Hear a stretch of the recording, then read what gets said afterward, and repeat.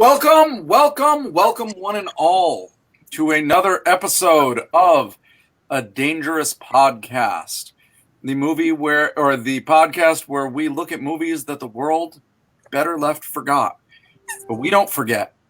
We bring them here, drag them into the light of day, like a predator dragging unfortunate prey. And we are A Dangerous Podcast, and today this is a special treat because we will be reviewing and dissecting and devouring possibly the most dangerous film we ever will. Mm-hmm. And I mean that in no metaphorical sense. No, it is. But let's not jump ahead. I'm your host, Ian Alley Seals, with my fearless co-host compatriots. We've got John right here. Say hello. Hi. We're here with Jason, the mysterious Jason. Hello. Who we shows up when he damn well pleases. That's right. Well, last week he was mauled by a wild animal. That's right. Jason was mauled by a tiger. Fighting off the lions. He does his own stunts. And then we have Ray of Darkness. Ray, who steals our hearts and is being stalked in the night by tigers and men alike. Okay, that got weird. I'm sorry, everybody. And here and with Jules, my platonic life partner. Here we are. Well, you're not platonic just to each other. You're platonic. Yeah. No, this is true. And if you have to say it's platonic, is it really? I don't know. I feel I protest too much. That's another show. But welcome. So we've been finding some interesting things about our studio audience. And by studio audience, I mean all of you on the internet at home. This is huge. Watching this. Jules, you've been crunching the numbers. Who's watching this podcast right now? Who's watching this podcast? Yeah. Lots of people. Who's our audience? Lots of people in Connecticut. I think. Okay. Yeah. I think he's talking about the latest analytics that we were looking at. Yep. Lots of people in Connecticut. Okay. Lots of people that makes in sense. Japan. That makes a lot less sense.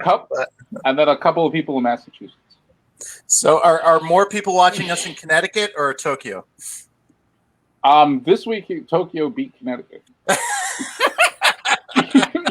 I don't know if you guys know, but I'm pretty big in Japan. Oh no! There goes Tokyo. Go Godzilla. Well, to all of you in Sunrise Land, welcome. And I don't know what you're getting out of this podcast. Konnichiwa is what Ray. I honestly don't know what anyone gets out of this podcast, but all our listeners in Japan, I'm glad you kind of enjoy what we're doing. What they're trying to say is domo arigato. There we go. Who could do it best? So, guys, it's good to see you. It's been a week.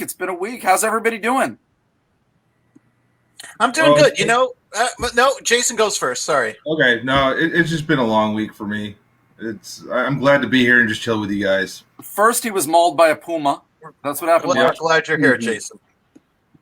Like a little backstory right now. A little backstory. So, Jason, last week, our Cherry 2000 episode was the first podcast you haven't been on, and it was mysterious. He just didn't show up, and we're all playing it semi-cool and making jokes about it. But I'm texting you, and I don't see everything. All I see is a text coming through saying I'm bleeding and it won't stop. That's what I saw. I got into a samurai sword fight with Ray, and she won. Don't do that, man. Don't do that. If you remember, also happened to all of us. Yeah, we learned way back in the rollerball episode that both Ray and Jason are experienced martial artists and ninjas. Yeah, and trained fighters. So this square off, the Jason Ray fight, like that's what's been building throughout this entire podcast. So I wish we had some footage. Well, we settled our differences. We're fine now. That's good. Yeah. And Jason, I am very glad that you're no longer bleeding and that you can be here. We were lost without you, honestly. But then after that, then this movie comes up and it was bringing back some painful memories. Oh. So Jason finally stopped bleeding. How's everybody else doing? Oh, but Jason, what's your one sentence summary of Cherry 2000? Then, since we missed it last week, what do you? It was like a fun but cheesy '80s romp, and for some reason there was a town called Glory Hole. For some reason? Made perfect sense to me. I don't know. Guys, really, we did 2 hours of this, and Jason just summed it up. Yeah. So, Ray, how was your week? It was very nice. Very nice. Yep. This is cryptic right here. For those of you who are listening at home, Ray has this sly look on her face. Did you find out who the mystery date perfume suitor was? Yeah, that's the. Yeah. What's going on in your This is dating like life, Ray? 3 episodes long we've been chasing this mystery. Right. You know, I like surprises. I like mystery. You know, I mean, let's just keep it going. Don't be coy with us, Ray. Yeah. Like, none of us have anything going on in our lives right now. This is what we've got, okay? I just keep on picking up new hobbies and losing interest in guy after guy. I don't know what to say. Was it Jason? I have not lost. Is that why you got in your fight? Jason. Jason and I, we can sword fight anytime. Okay, all right. Keep your secrets, Ray. Keep your secrets. Come on. Don't think about the hundreds of thousands of viewers in Japan right now who've been hanging on this mystery, and you're letting them down. I'm really looking for a nice Japanese man to settle down with, you know? Well, there you have it. Now here's your chance. The island nation of Japan, Ray's waiting for you. Jules, how's your week going? Oh, just fine. Just fine. Yeah. Now that I'm on the spot, I can't tell you what happened this week, of course. But also, that indicates to me that not much of anything did. Not really. Well, Jules, here's another thing. I know that a number of people who are part of the crew for The Stolen Mile, which is the film that all of us are making, this is information that is pertaining to them. We haven't been able to edit this movie for about 3 months for various reasons. And Jules, this was the week that was your deadline. Yes, I'm behind on that deadline. I have to see the central problem we have right now is that I no longer have like a decent computer. I have an old laptop, and as it turns out, you cannot edit a feature film on an old laptop. That's like too much. Visual effects, heavy. Yes. Oh, yeah. Visual effects too. Yes. There's lots of that. So, yes, we have been we've had one arm tied behind our backs so far. But I have a gigantic document that I'm going through and trying to assemble the best possible machine. Jason, is he just full of bullshit? Can you just put this together? It's got to be a Hackintosh. Yeah, no, I get it. Okay. Get it done, please, Jules. This was the deadline. I'm sorry. I apologize. The Stolen Mile needs to be in the theaters this summer. Mm-hmm.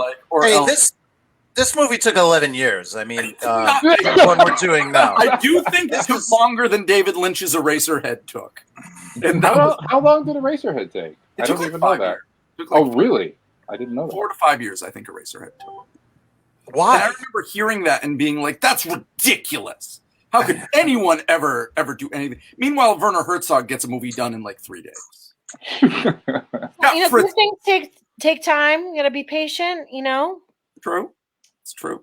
Ray actually dropped out of our film because we didn't pass the Bechdel test. Oh, snap. Being called out. No. I'm calling ourselves. There's still a chance for you to reconsider, given that your character is still. Their scenes are on film, so you can. That is there waiting for you. I don't Sorry, think. I'll be back in 5. Just give me 5. We'll be back. All right, be Because safe. Jason, please come back. Don't bleed out again. I'll be back in 5 too. No, I'm just kidding. All right, John, how are the dogs I doing? got that.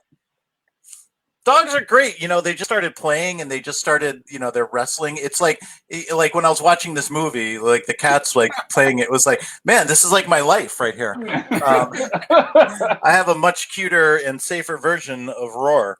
They're great. They're all asleep right now, right? Pick one. Wait. That's a puppy remake of Roar. I think we can pitch that. I think there we go. Yes. Yes, Because I it'll will just be like that.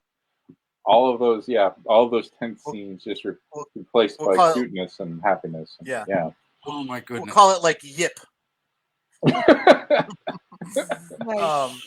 Yeah, no, they're really adorable and they're way high maintenance. They're getting way more high maintenance, which sucks. But no, they're super cute. I'm liking them.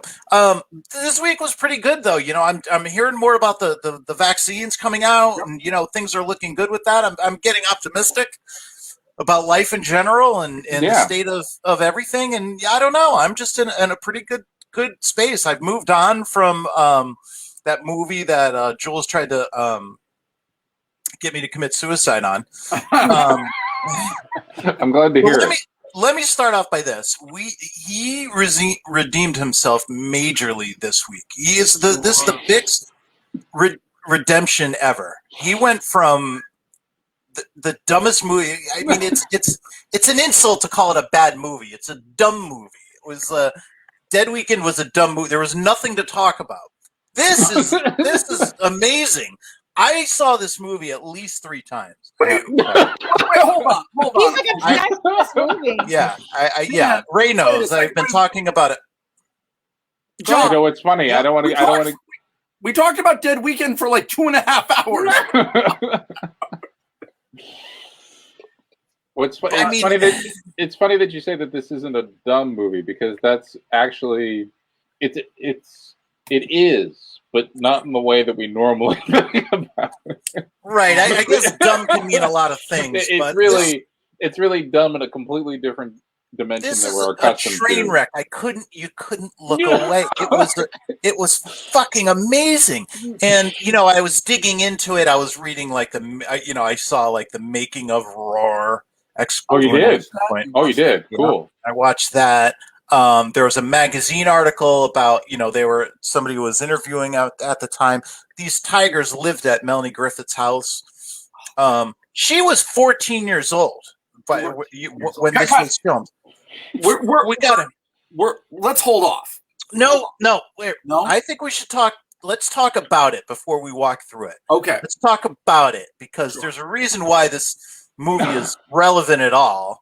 And it's in the, it's a noted movie. I mean, and it's most noted for Melanie Griffith. When she was in this, she got mauled. She got like, I think, 50 some odd stitches on her face. She got reconstructive surgery. And they're calling this movie the most dangerous movie ever made. Tippi Hedren got her scalp ripped off. No. It wasn't Tippi Hedren. No, she did too. No. She got gangrene. She broke her ankle. No, that was Noel Marshall. No. It was it was the cinematographer who later he directed Speed. Oh, I thought I recognized his name. I'm like, why do I know Jan de Bont? Why is that familiar? That's his name. Yeah, Jan de Bont. Got his scalp ripped off on the back of his head. Noel Marshall, who's the director and the star of this film, the madman, and Melanie Griffith's stepfather, who dragged his whole family into this murder scene. I lost my train of thought. I'm like so wrapped up in this shit. Let's just get going into it, because it's part of crazy. Thing, and knowing this, and Jules, I'm glad that you and Jules are no longer feuding. And Jules, this wasn't a feud, but if you watched last week, I was planning to do Roar. You were, yeah. Were you really? Yeah, so it was happening one way or another, because Ian and I had talked about it months ago. Yeah, when we, as soon as we got on this Melanie Griffith kick, like Roar was what I knew we wanted to do, and this is a well-known film, and I was ready for it. And Jules, just the connection we have. I love how like all I said was, "Yeah, was this film produced by your mother, Tippi Hedren?" And then you already knew what I had on my docket. I like Gunarso's comment. This is the most fucking white people movie ever. It is. And to back that up, Yeah. back that up again, we're going to get into the movie, but there's one guy who's from Africa in the movie. I forgot the actor's name. Oh, I have it pulled up. He's a great actor. He's a great actor. He was in the film that I saw, The Making of Roar, and he summed it up. He was just like, you know, in Africa, we don't go near the lions. We don't touch egos. We don't touch them. We don't sleep with them. We don't bring them in our houses. You know, and I'm like, yeah, only fucking white people do that. This reminds me of the like. Okay, all right, you're smart. You're like, everybody, I'm going to leave it alone. Before we get into this movie, and I'm glad again that you have a lot to say because there's not a lot to recap this week. There is not a lot going on in this movie. But before we do, a little bit of tradition. The name of our podcast, A Dangerous Podcast, comes from the first film we reviewed, the horrific train wreck of an erotic thriller, Dangerous Touch, which was directed by, written by, starring and produced by Lou Diamond Phillips. And every week my heart is broken because you guys don't do your job.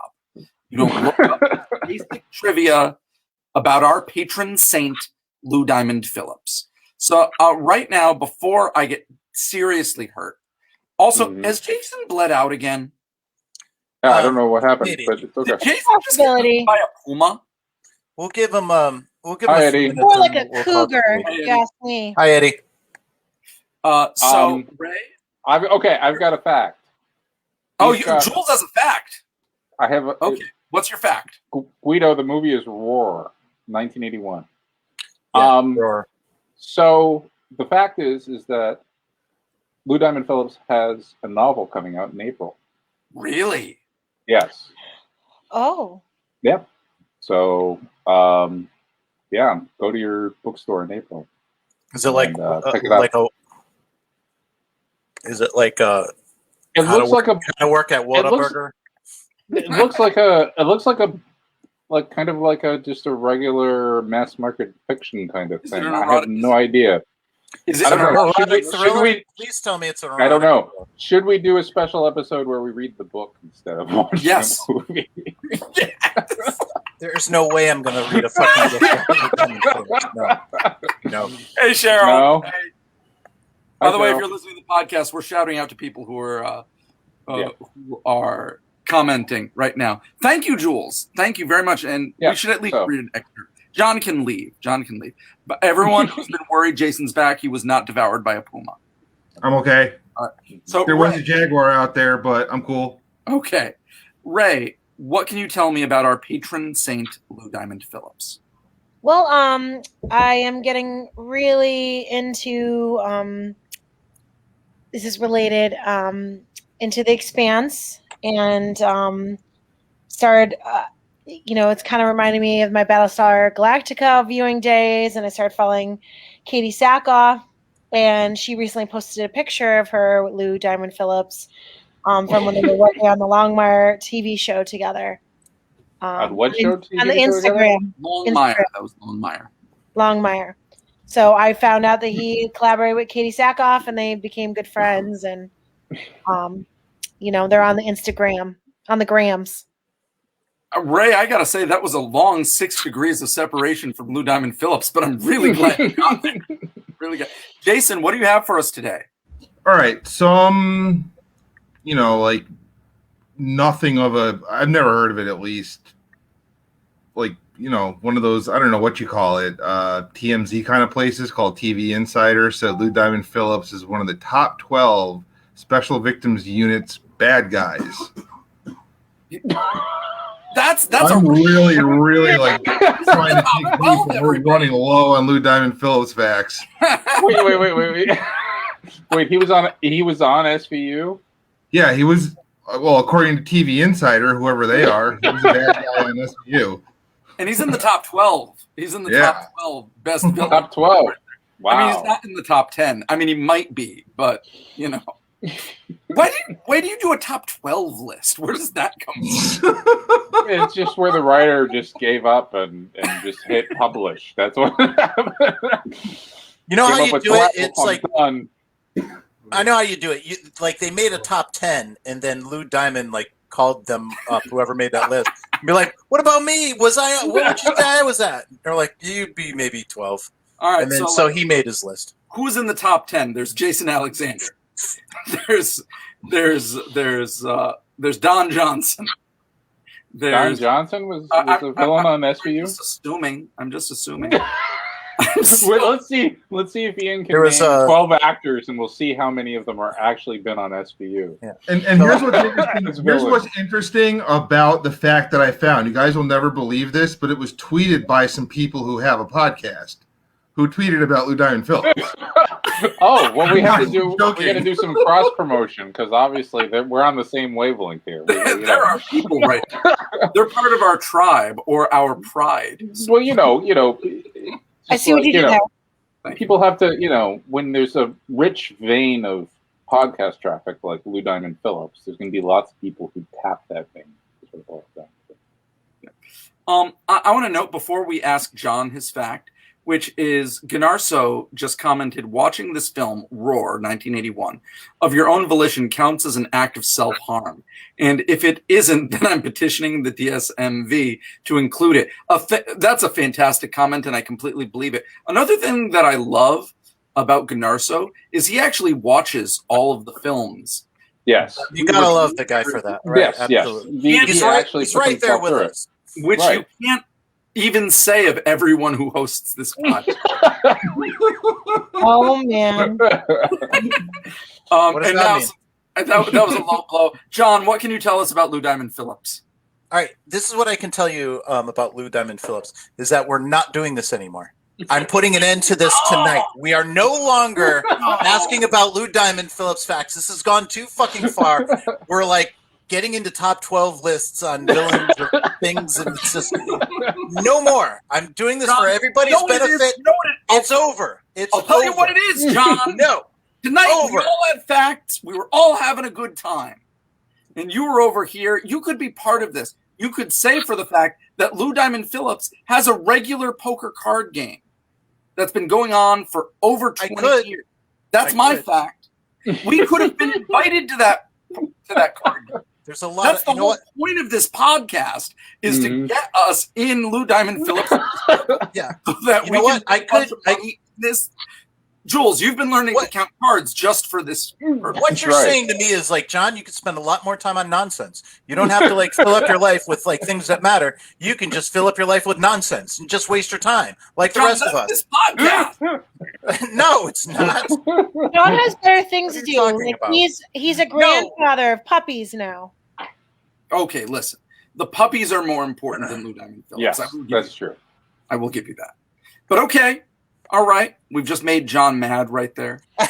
We can make Not bad. we can give John a puppy pass from Puppy from, pass. Really, I have Lou 7 Diamond dogs I'm Phillips. taking care of here, guys. Yes, he can be absolved of the responsibility to have Lou Diamond Phillips. He will be absolved if he brings one of the puppies on camera. That's all. Yeah, that's what he can do. Yeah, that's a good Oh, idea. he's going for it right now. If you're looking at home, this is my radio broadcaster. Yeah, we have. John has disappeared from camera, and he's currently handling something. Is it a puppy? We'll find out momentarily. It's a little puppy. It's a puppy, everybody. Oh. P2. Say hi, P2. Hi, everybody. What's going on? This is my favorite podcast. I would like to know that this puppy has been listening to this podcast its entire life. That's right. Wasn't this? Oh my God! This puppy was born the morning after I watched Fateful Findings. Yes. Yep. I should name one of them Neil. I'm going to name one of them Neil Breen. Name one Lou. Oh, No, I'm not going that far. Since I want to notice there's a bit of a theme here because we started with A Dangerous Touch, and then we had Fateful Findings, and we were noting that like it's bizarre vanity project. Mhm. And what we have here is this escalation of the idea of a vanity project. It is a vanity project. You're Yeah, right. to You're right. extremes that have never before been reached and never since. I mean, Okay, I'm Like- gonna stop. Say- I mean, think about how small. Say the what you want accomplishment Say what you want about Neil Breen. He wasn't getting his whole family killed over is. Fateful. Right? Guys, Yeah. listen. No. Like, I know, right? John, and we've gotten into a lot of flack between each other over this.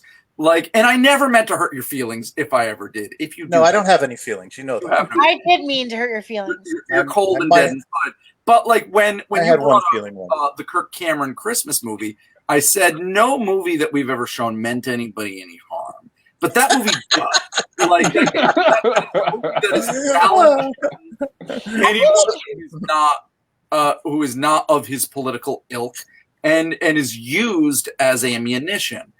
But in that movie, did not physically harm people and animals. Okay, you know what? I'm just gonna put this out there, Not guys. physically, but maybe someone needed therapy. On that Oh, one. like, yeah, to be clear, the animals were not harmed at all in this movie.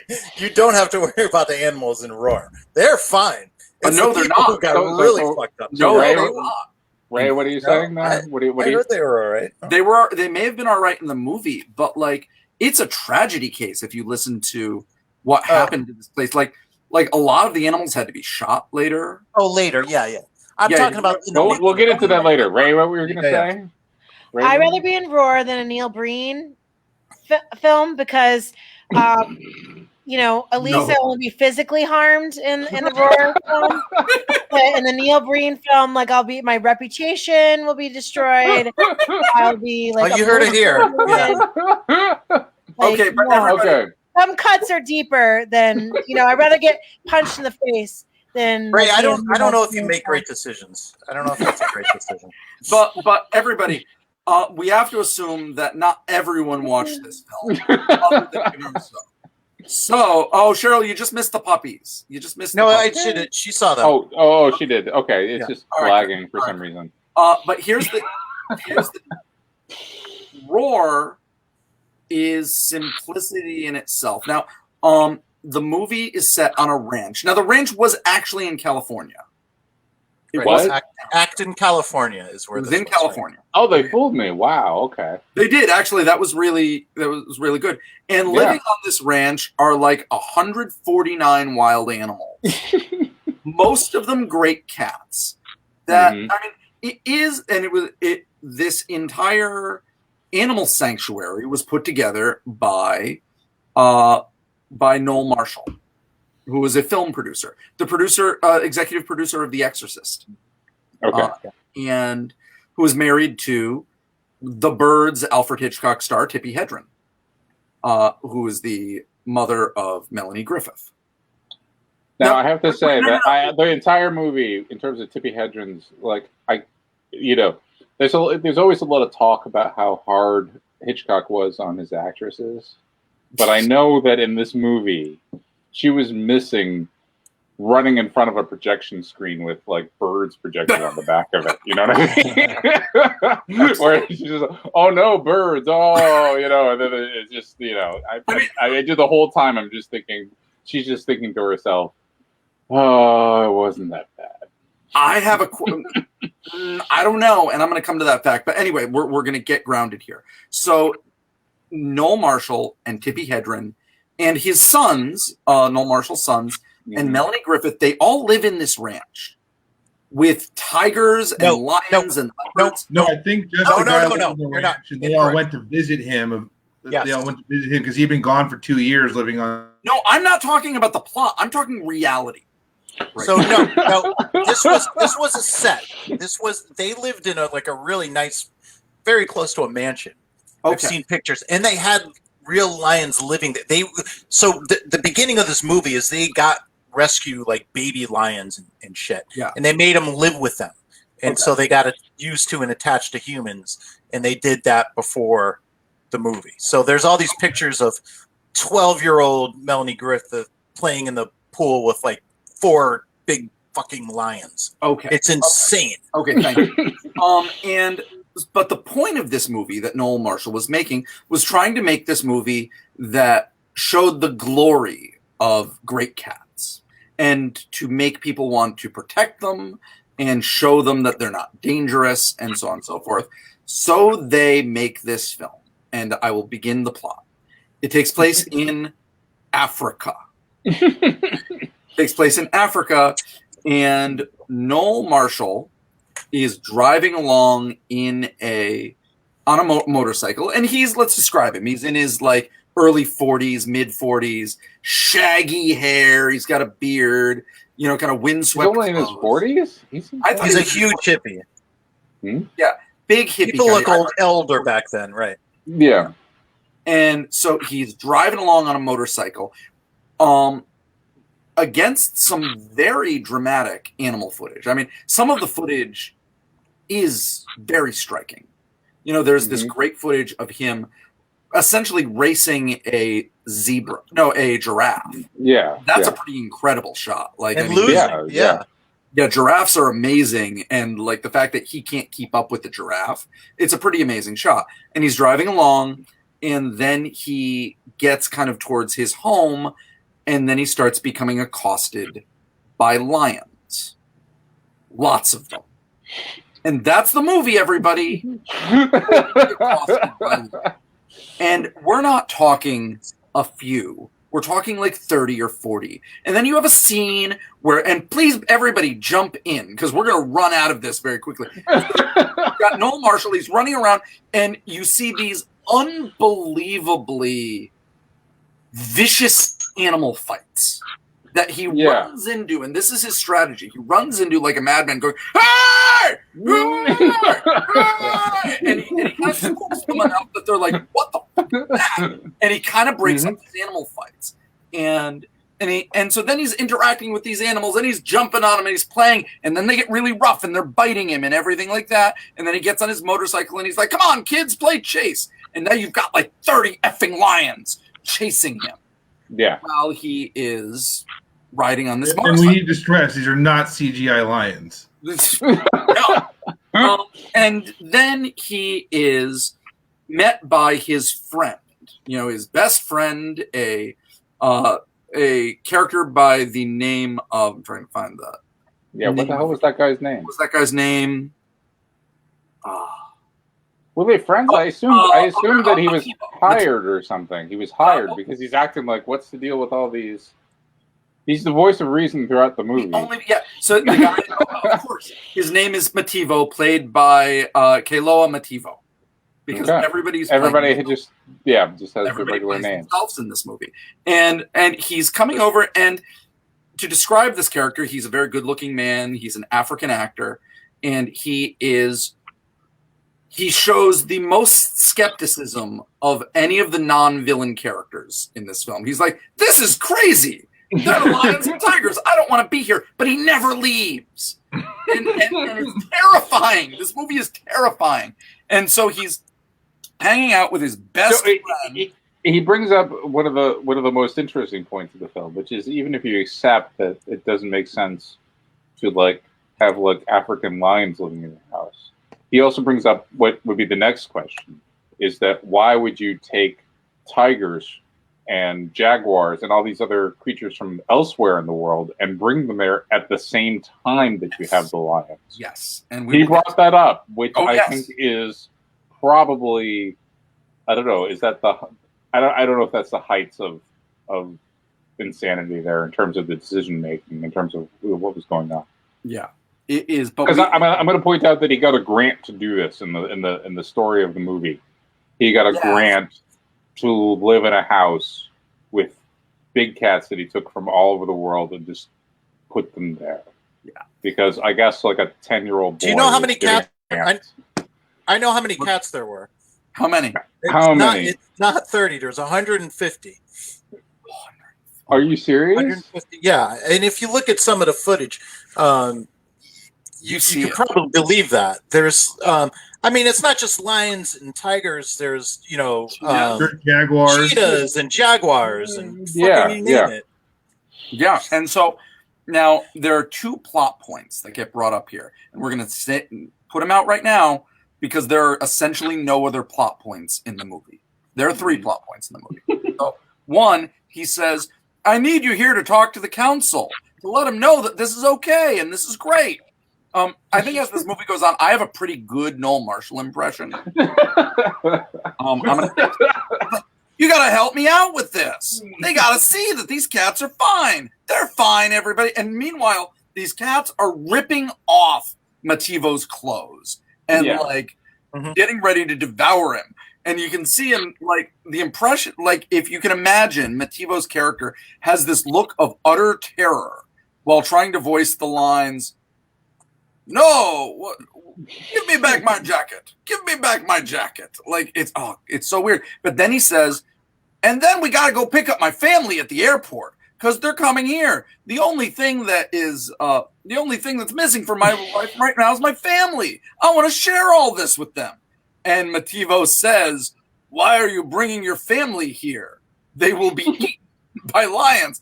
No, Mativo, you just don't know about this. And we get this scene in their house of being filled with lions. It's filled with lions. And that's where I think that, like, actually they jumped the gun here because there's nowhere to, like, really escalate beyond this. Because, I mean, it does escalate when his family shows up there, but you didn't need to establish that there were, like, 100 lions and tigers in their house. You know what I mean? It could have escalated a little to more, because it doesn't progress. It just, boom, it's nothing but lions and tigers and whatever everywhere. And I don't know if everybody felt this. For me, even if all of these animals were not vicious predators who could kill you at a moment's notice, I mean, there's just the chaos of it all that is so awful, that is so distressing. Like, the entire frame is filled with these animals. And because it's like every plot point of this movie, not even a plot point, but in terms of like a character needs to do something in the scene, they can't do it because there's 1,000 lions. It's just like, oh, I'm going to go outside now. And it's like, you know what I mean? Oh, I'm going to do, you know what I mean? Like, every single objective that a character has is interfered with in the fact that there's just lions everywhere. You know what this movie?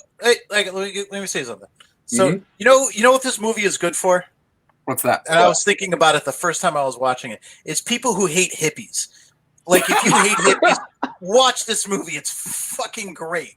Like, find, like, I don't know, who hates hippies? Jules. Like, metalheads? Yeah, Jules. Jules. I mean, there's sort of satisfaction to, like,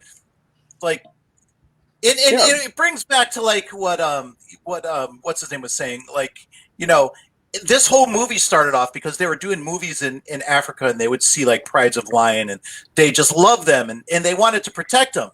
So what do white people do? Is they collect them and say, oh, now you live with me. That's how I'm going to save you. Where the sensible guy is like, okay, you like them, leave them the fuck alone. It sounds a lot like they're happy. Right. Sounds a lot like marriage and the patriarchy to me, too. Don't bring them into your house with your family and, like, you know, see what happens. But yeah, if you hate hippies, man, this is like the movie for you. Because they get the shit kicked out of them. Now, okay, let's go over our plot points here. Well, no, let me just point out, Ganarso was talking about the fact that Mativo, the African guy, apparently was just hiding the entire time. He wasn't on camera. Wow. So then because he's smart, that makes right? What? Like, no. Let's talk about a meta aspect of this film, and I'm okay with the fact that we're diverging from the plot and everything because there is none. So here's a fact that I'm going to say: Mativo is a character who is hemmed in by destiny. Okay, it's like a Greek tragedy. He can't get out. Like, there's several opportunities throughout this film to leave this horror show. It's like, you know, he could just walk away. He could not get in the car. But the script mandates that his character must go back for no reason. Even there's this moment where he's like, I'm leaving. Mhm. And Noel Marshall is about to drive away, and he hangs his head and he jumps on the back of the car. Yeah. The fictional No, yeah. character that the unknown, unseeing, horrible god of writer is instructing him to go back into this hell. And Well, yeah. What's weird about it is that you expect the guy making this movie to be way more naive about this somehow, but he's just like completely embraced it because he can depict all of the sensible reasons why a person wouldn't want to be around all these animals. Yeah. He gets it. He completely internalizes it, and he depicts that terror. But for some reason, it's absolutely bizarre. You know, I'm used to people who are delusional, like just like downplaying. Yep. That the part that ruins their delusion. But no, he's right there. He gets it completely. He's like, "Oh, I get entirely why you're afraid of cats." He's just like, "But you should do it anyway." I mean, I struggle to comprehend. I can't. I have nothing else to say. Now, I don't okay. know. So let's go back to the plot points that we've learned in this scene where Mativo and Noel Marshall are being accosted by lions in their living room. Yeah. One, we learn that the council is about to come and review the project of, let's just throw a whole bunch of fucking cats everywhere in an enclosed space and see what happens. That's science, everybody. Two, we've learned that Noel Marshall's family is coming to visit and hopefully live here. Three, and this is relatively important, we learn that he normally keeps most of the doors in the house shut. He says, it's this offhanded line to Mativo, "Oh, no, we don't let him into the other parts. We only open the doors to the living room and, like, the dining room." Or something. Like, we just don't... Okay, so I missed that. It makes more sense now, I guess. Yeah, they do say that. He does say that. Except for the fact that... Okay, we'll get to that. Next scene, we cut to an airplane lands in a rustic African landing strip, and an American family departs the plane. This family consists of Tippi Hedren, Melanie Griffith, 14-year-old Melanie Griffith, Jerry Marshall, and John Marshall, who are Noel Marshall's sons. And they're so Tippi Hedren, she seems to be in her mid-40s, early 50s, something like that. Melanie Griffith is 14. The kids seemed, the Marshall brothers, they seem to be late teens, early 20s, we would say. That seems about right. And one of them looks just exactly like his father. You know, he has the same beard. I mean, they're obviously related. And they get off the plane and they're greeted by an ostrich. Oh, yes, there's an ostrich right there. Which, remember, ostriches can kill people very easily. Everybody's in and then they sit around and wait because their father isn't there to pick them up. And they don't know what to do. And Tippi Hedren is getting very, very worried. And then the pilot kind of just says, "Well, why don't you take a bus? I mean, the bus will get you kind of close there." And they're like, "Okay," and they get on the bus. All right. The family is on the bus. Now we go back to Noel Marshall's cabin, shack, ranch. No. Before you get there, I'll bring up the fact that this just wasn't hippie enough of a movie without having Melanie Griffith inquire about like sexual details of the parents' sex life or something. That was pretty. Oh, that's it's just like okay. Let's. That was on the. I'm just it's in the bus because there's actually plot here to a certain extent. Like, they're on the bus, and Melanie Griffith is giving her mother Tippi Hedren grief, and she's saying how I don't know why Dad needed to leave and go to Africa to get away from you. And she's like, well, husbands and wives have trouble, and sometimes you need space so the heart grows fonder. Like, I hope. And so then she says, "What? It's such a clunky line." Melanie Griffith says, "Like, well, I hope the space didn't have to do with your sex life." Or sex glands. Okay. And then Tippi Hedren says the line, how does this go? "You don't understand the benefit of restraint and self-denial. That's oh man, you remembered the line. Yeah, I forgot because I was just like, holy shit, It's what is really going on here? important. It's really What important. is And then Melanie Griffith reports back, well, I hope it wasn't that restraint and self-denial that sent Dad to Africa. right Like, or jeez, something? Ooh, burn. like they Send wrote them all those- to Africa, you know? That's what I say. But this movie is entirely a cautionary tale about why constraint and self-denial is good. Exactly. And like, what's going to help you be a better person? Doing a little traveling outside of your own super white culture where you think you can just save money by kidnapping them into a situation that's not good for them at all. Now we then cut back to the other one of the other pivotal scenes. So now Mativo and Noel Marshall are at the ranch, and then down the river come a few boats with some people that are some men who are looking to review and evaluate this big cat project.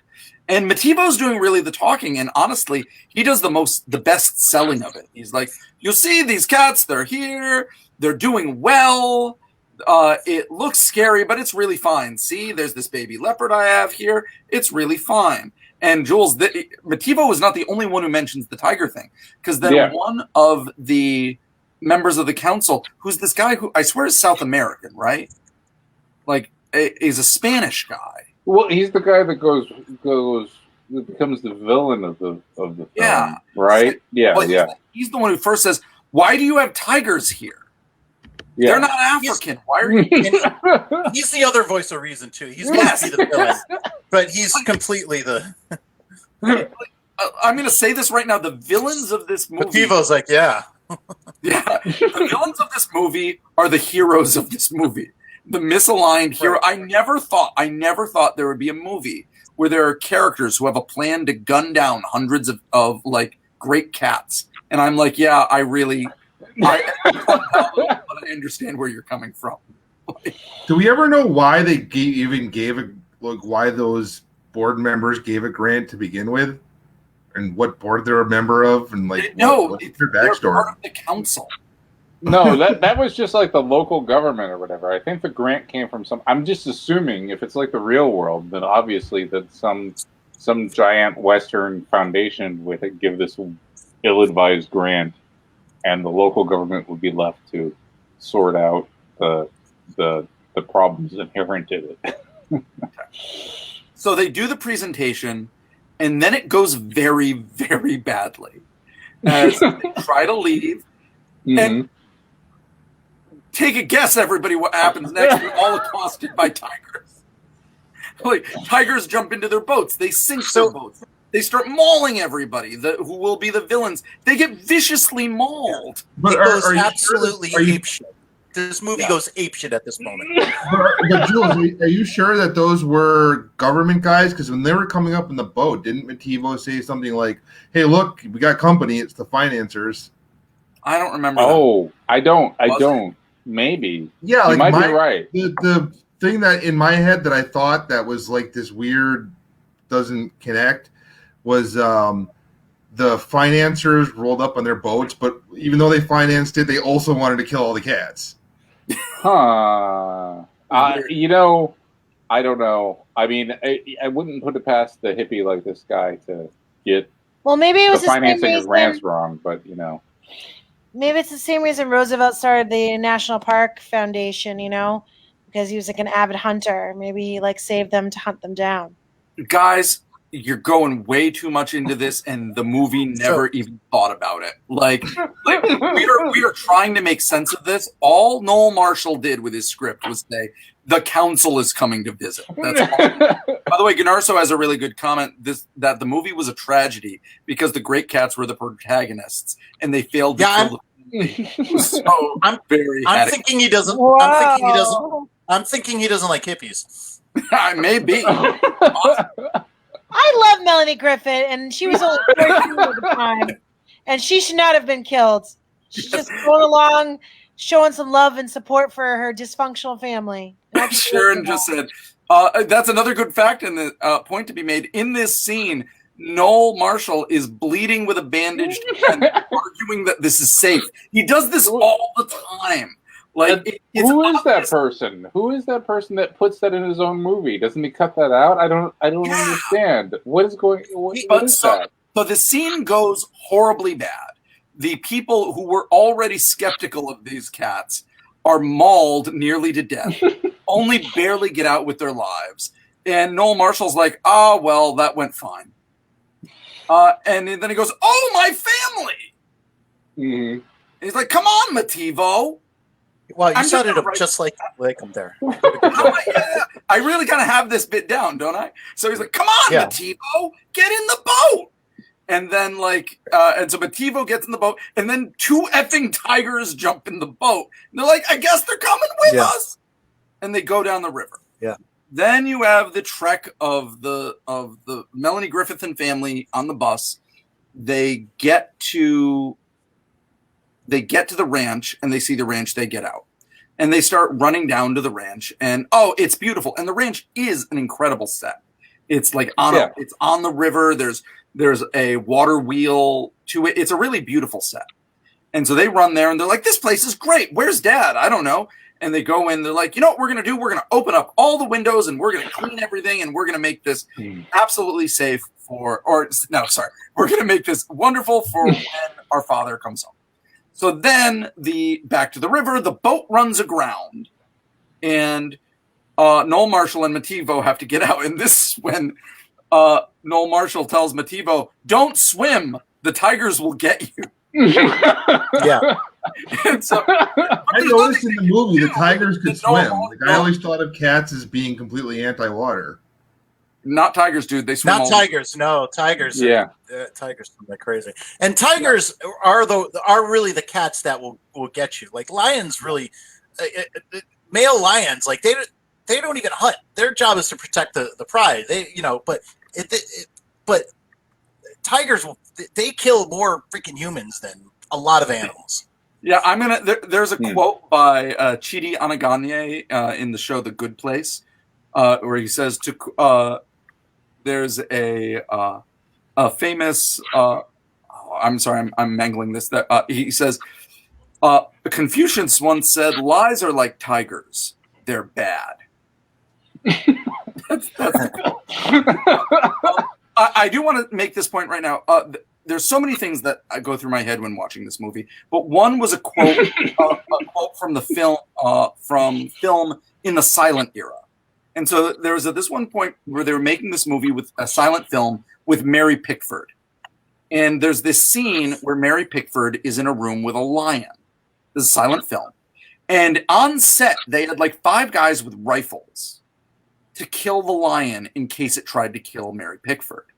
And there was an interview with one of those guys whose job was to shoot the lion. And he said, "Listen, there's something we all knew but wouldn't say. If this lion attacked Mary Pickford, we could kill the lion, but we could certainly not do it before it killed Mary Pickford." Yeah. If that lion wanted her dead, she was dead. Mm-hmm. And that's what I thought about this entire. So, all right. So now we've established the boats run aground. Mativo and Noel Marshall have made it to shore. And then you've got this scene of Noel Marshall again putting Mativo in danger, which is all he does. Get away from the tigers. And so Noel Marshall is saying, "Well, we can't have the tigers come to town this far away from the sanctuary. They'll shoot them. So you got to keep them here, Mativo." Mm-hmm. He's like, "What are you talking about? What are you talking about, these tigers? What am I going to do? Why don't you dangle your shirt as bait, and it'll keep him here?" It's what he tells his friend to do. His friend. And it seems to kind of work. So then Noel Marshall makes it to the airport. Oh, let me stop you here. Okay, please. Yes. Can you hear me? Oh, there you go. Yeah, your video. Here's another thing. Here's another thing on. Oh, is it? I'm sorry. So another thing about the direct Noel Marshall, if you about him on this movie, is he was brutal, and one of the worst things that he did during the making of this, and I'll let you know, within a year, he got divorced from Melanie Griffith's mother. Is I looked that up and to make sure that happened, because that was what I deduced would happen. Yeah. Yeah. No, I saw the interview with her in the making of it, and but so what he was doing a lot.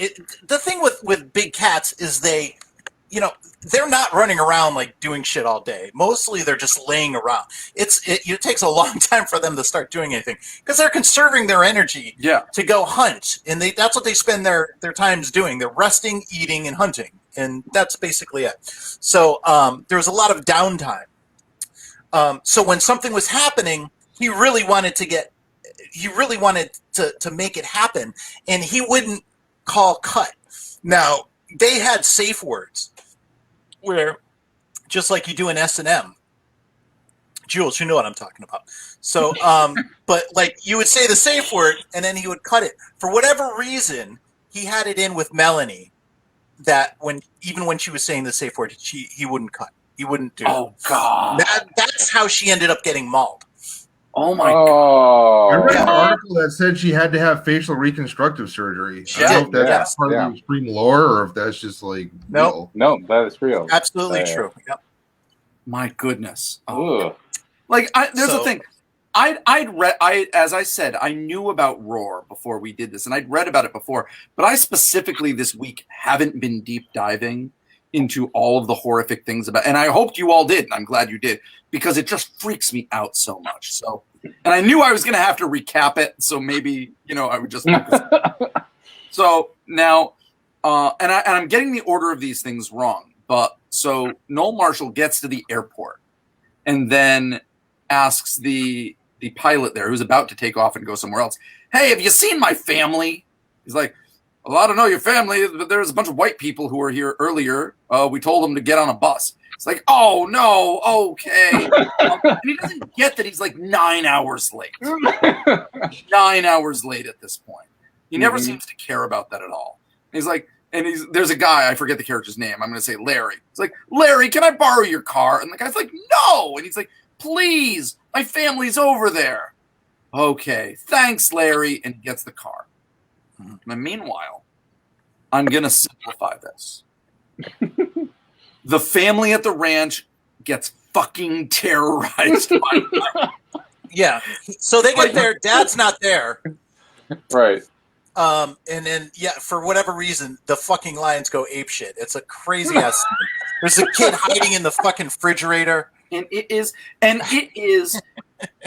I know that, and what I don't understand is that they were not trying to make a horror movie here, and it is constructed like as a horror movie. Brilliant horror movie. Yeah. I got the impression, like in the really intense scene, the cats were just trying to play with them, and they just sort of put dubbed roaring noises and dramatic music.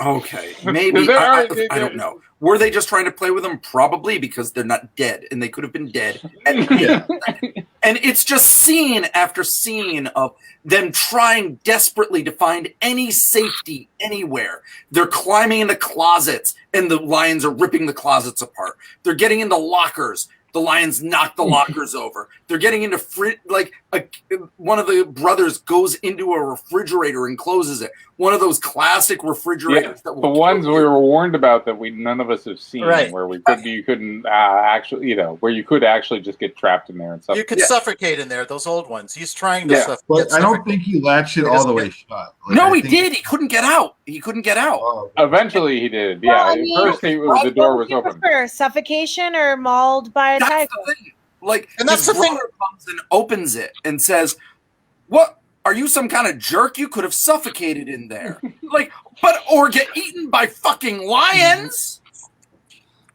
So anyway, and it's just that. It's that for 30 minutes. They're getting locked in things. They're getting pushed out of things. The lions are going all over, and they are not playing it for laughs.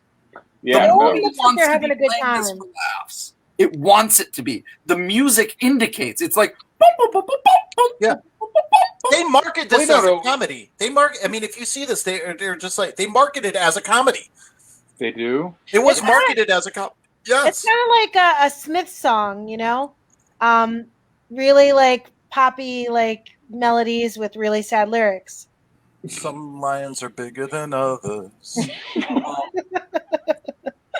And so you've got this stuff going, and it just keeps going. And we could go over it ad nauseum. Like Melanie Griffith is trapped under a bookcase, and then there's these scenes of they try. She gets sat on. She gets like pinned. Well, here's the thing about this. This is the scene. Like John, I do like the back of Melanie Griffith's head did get bitten, as did her face, and we see that on camera. That's one of those shots that gets left in. Like she's jumped over by a bunch of lions, and then a lion lays on top of her. And Tippi Hedren is trying everything to get this lion off her, grabbing her tail, pulling it, doing everything. While her husband won't yell cut. Oh God! And the lion, and then the lion fucking bit her.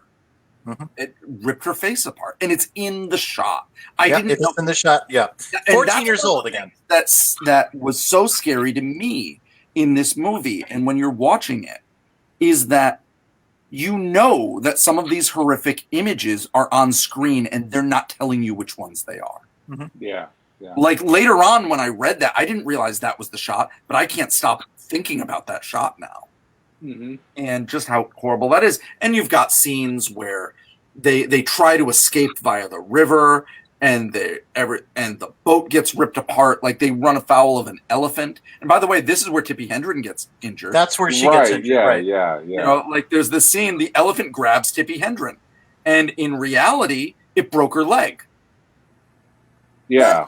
Well, I thought she broke her ankle and like got gangrene. Is that what you said, John? No, that happened. No, Marshall gets gangrene. He got gangrene also. Right. No. Okay. I'm going to look it up while you guys keep talking. Was the elephant at their place in California? Yes.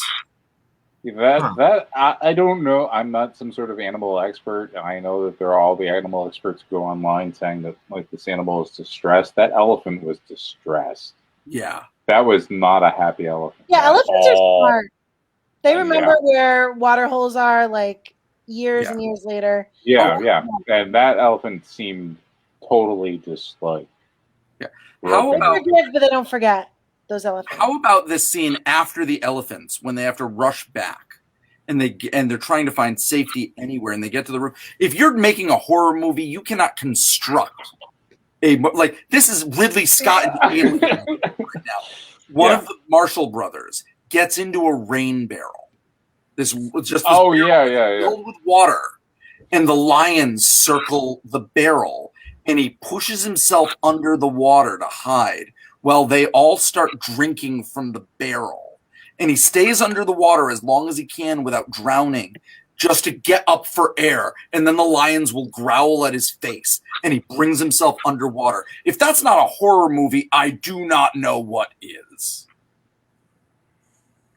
So that's the movie so far, everybody. And sure, later on, everybody, if we want to go back in here, because this was like 45 minutes.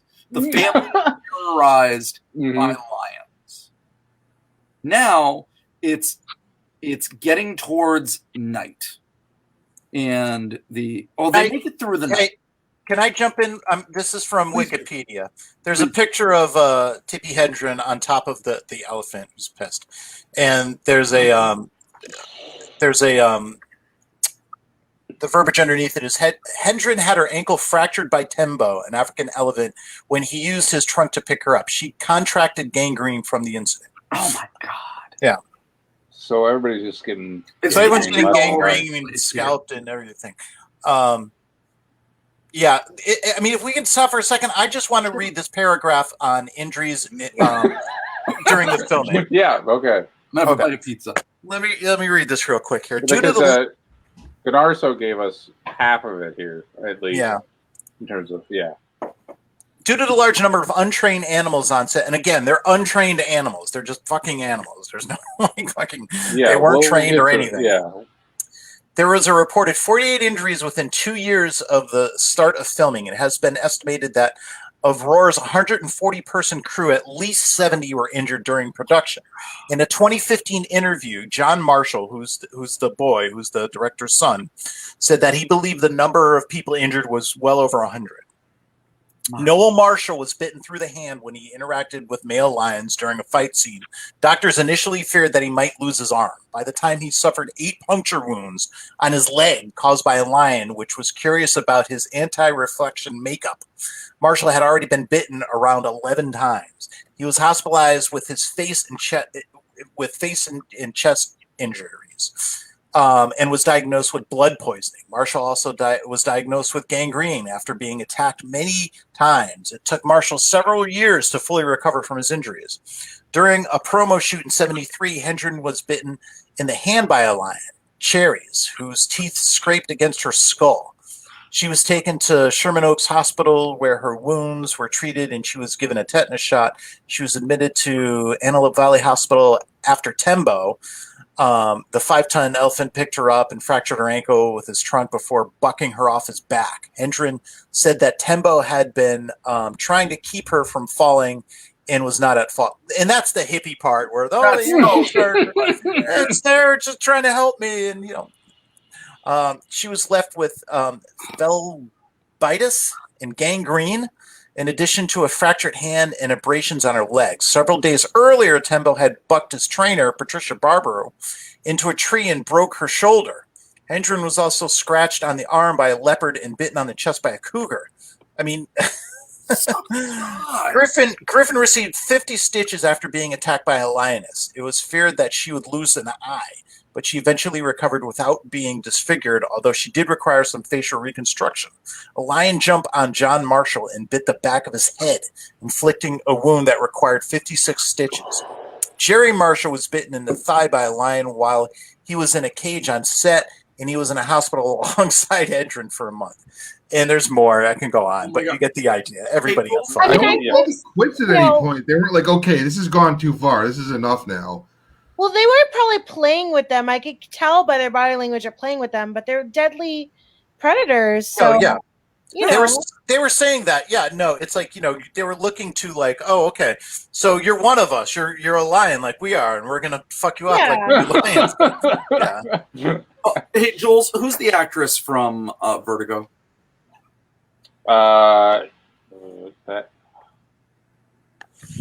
Okay. In any case, I'm going to go back to something you said earlier. Hitchcock got no end of shit for making the actress from Vertigo jump in the water a whole bunch. Yeah. Mm-hmm. Then you got this. Yes. Oh, so anyway, I'm going to try to summarize this plot once again. Now, you've got 3 things happening here. You've got the family being brutalized by lions all day and all night. And it is not played for laughs. I'm sorry. I don't know what they're trying to do. When Melanie Griffith's character is sobbing throughout the night saying, we're all going to die. We're all going to die. And then her mother saying, no, your father will come back and make all of this right. Like, this isn't, what did they think they were making? And so then you have Noel Marshall, who's trying to get back to his family, who is only an afterthought to him. His family is only an afterthought. And Mativo keeps saying it. You could see why they wanted. You could see why they wanted a break from him. Yeah, I mean, that was the most obvious thing to me. Yeah, and Mativo saying, "Your family's dead, man. They're dead." Yeah. He's like, the lions have eaten them, and Marshall's like, "Shut up, Mativo. No, the lion they're eating them. They've cracked their bones. They're licking the meat off their bones right now. Shut up!" So, and he keeps and Noel Marshall does nothing but destroy everything he touches. Like now he's in the car. He breaks the car. What's his first thing he says? "Oh, poor Larry," because you borrowed Larry's car. For all you know, that was this guy's livelihood. Right. He wrecked it. And now you're leaving Mativo there to try to deal with the tigers. And because like, I've got to run home and get my family. I'm 10 miles away. Yeah, Mativo, but if I run, they'll chase me and kill me. So I'm and occupy him with this umbrella. And Mativo's like, "Oh, you're crazy, Noel Marshall, but okay." Does it. And so then Tippi Hedren and family, they are brutalized more and more and more. They try to get away on the river. There's the elephant. Noel Marshall's son tries to get away on a motorcycle. That almost gets him killed by 40 lions. Now, there's also been a hero lion and a villain lion, which we haven't brought up here. Oh, The right. hero Yeah. lion is, what was the name of the hero lion? Trogar. Bobby. Bobby, yeah. And the villain lion is Togar. Yeah. And they actually do spend a little bit of dialogue establishing this, that Togar is a Right. rogue male that has came to them. How? Oh, no, they're in Africa. Sorry. I was like, if they're in California, where did this rogue male come from? No. They're in Africa. It's a rogue male that is coming into this territory, and he is coming into conflict with the alpha male that's here. And you can determine who the hero lion is, because he actually has this very dramatic and beautiful black mane. It's apparently a very rare thing. And Togar, you can distinguish him because he's covered in blood all of the time. That's what they did for this. They just painted him in blood all of Did they paint him in blood? I figured that like he was just feeding a lot, and they had to like if you got a bunch of I assume cats like that, you have to feed them raw meat and dead animals. So he probably was just like eating and got blood from his food all over his face. I'm pretty sure they sprayed him with blood. I don't know, because like that was their one bit of continuity that they had here. Yeah, the hero lion was Robbie. Thank you, Gunnar. Okay. Gennar's got it sorted out. He's got it, man. So, and this does get brought up occasionally. And also, you have the quote-unquote villains from the council who have decided to go and kill all of the animals at the sanctuary. And so they're riding on horses, and they have their rifles. They're like, Well, the well- council didn't. The council's like, what are you talking about? yeah, the council like, don't do it. And They they're were like, like, we've got new hippie directives from the Ford Foundation or something, and so we're not going to do that. And then that guy who has like cartoon villain voice, I mean, that was the most ridiculous. I mean, I don't even think he was Like, actually I South will American. kill He was just that. like, yeah, I'm going to get the cat. You know, I mean, it was ridiculous. I mean, I would be surprised if that guy was just doing a voice. yeah. I'm watching it. And again, every time I see these characters, I'm like, I know I'm supposed to hate you, but I really can't argue with you. I really can't argue with this.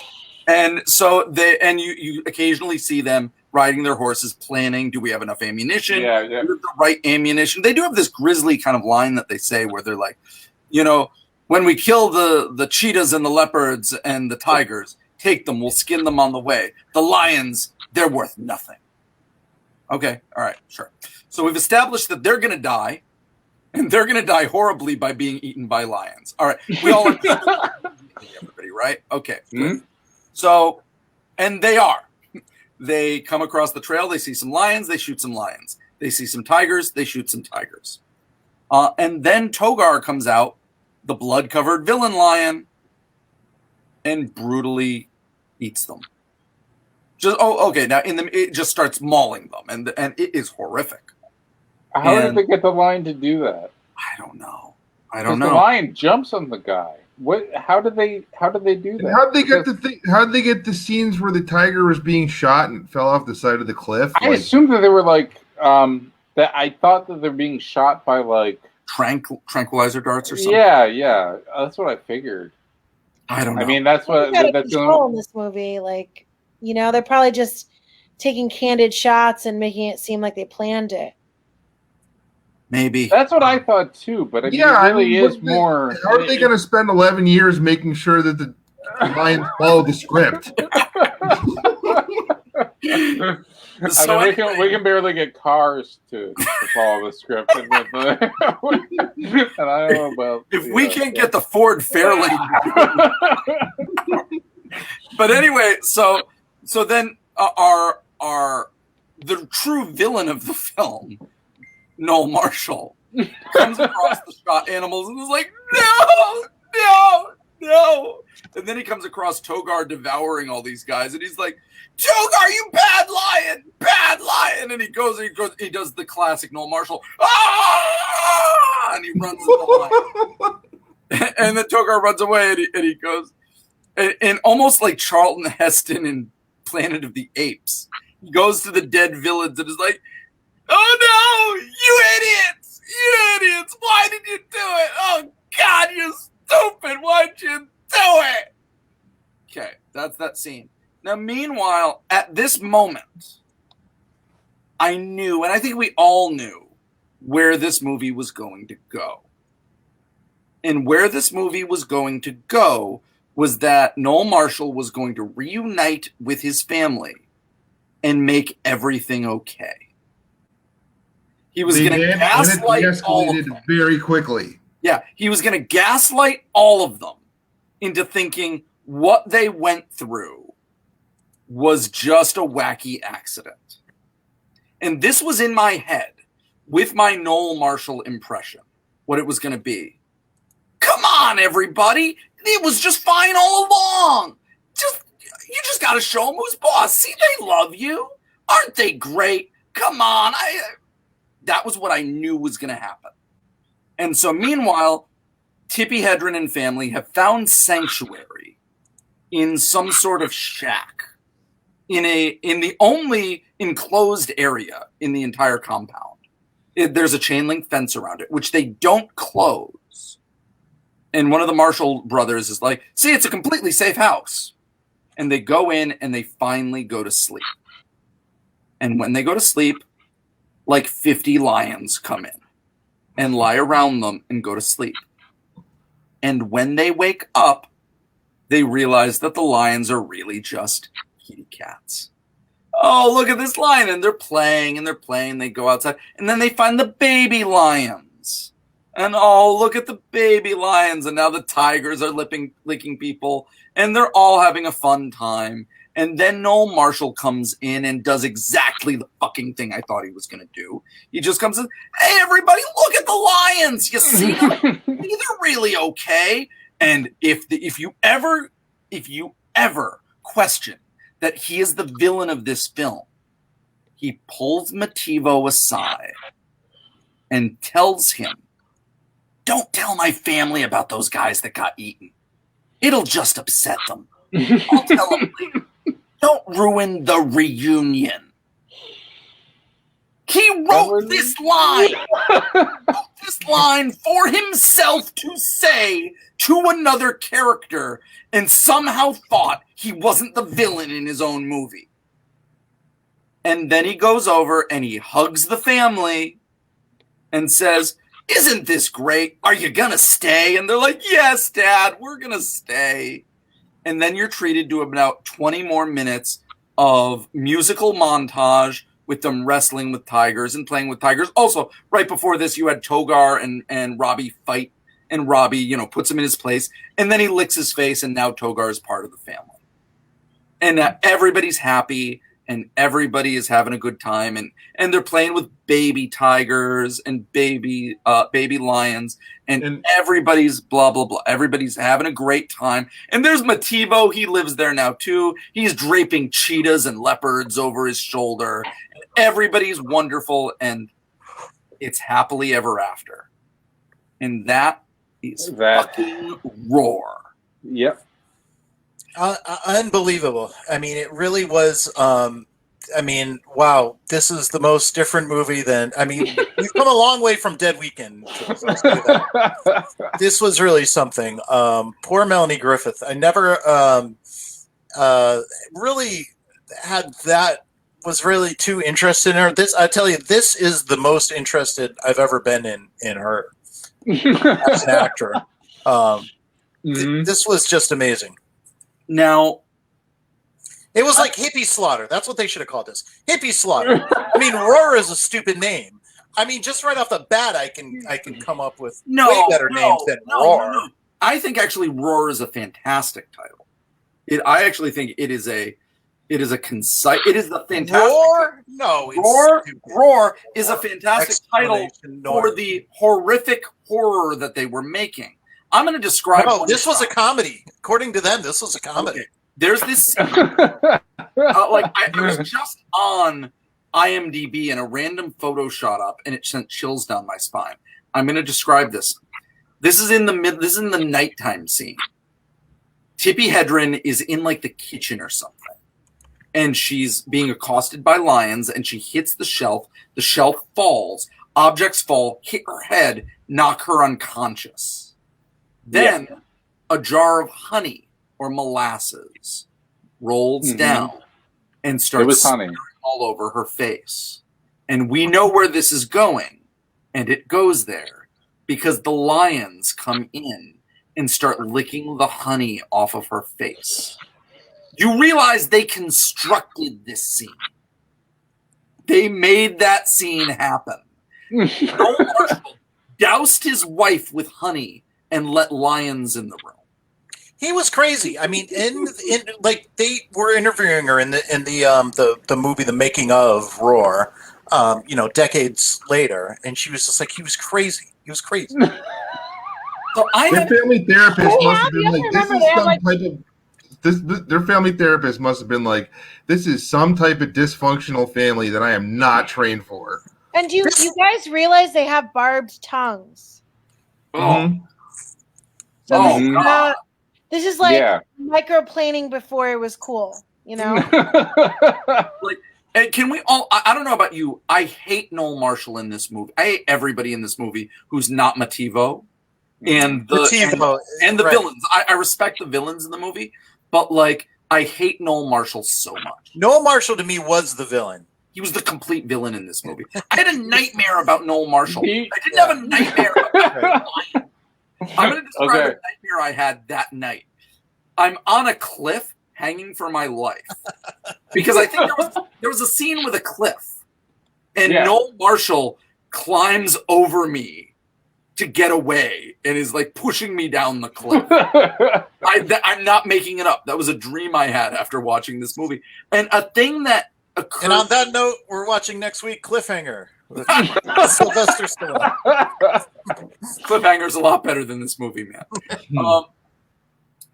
But now, let me just bring up one bizarre pedantic point. As some of you may know, George Lucas was kicked out of either or both of the Directors Guild and the Producers Guild for Star Wars.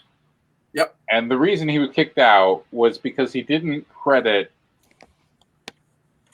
himself or the cast in the opening crawl of Star Wars, because it just opens at Star Wars and then they have the text and then it goes into the movie, and that was not allowed by the union at the time. There were reasons for that. It was not allowed. There were important union reasons for that. So Noel Marshall waltzes in here and credits a fucking bunch of fucking animals for the entire fucking movie.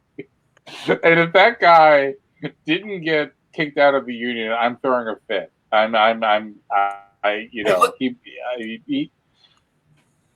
Jules, the credits were in the opening. The credits were in the opening.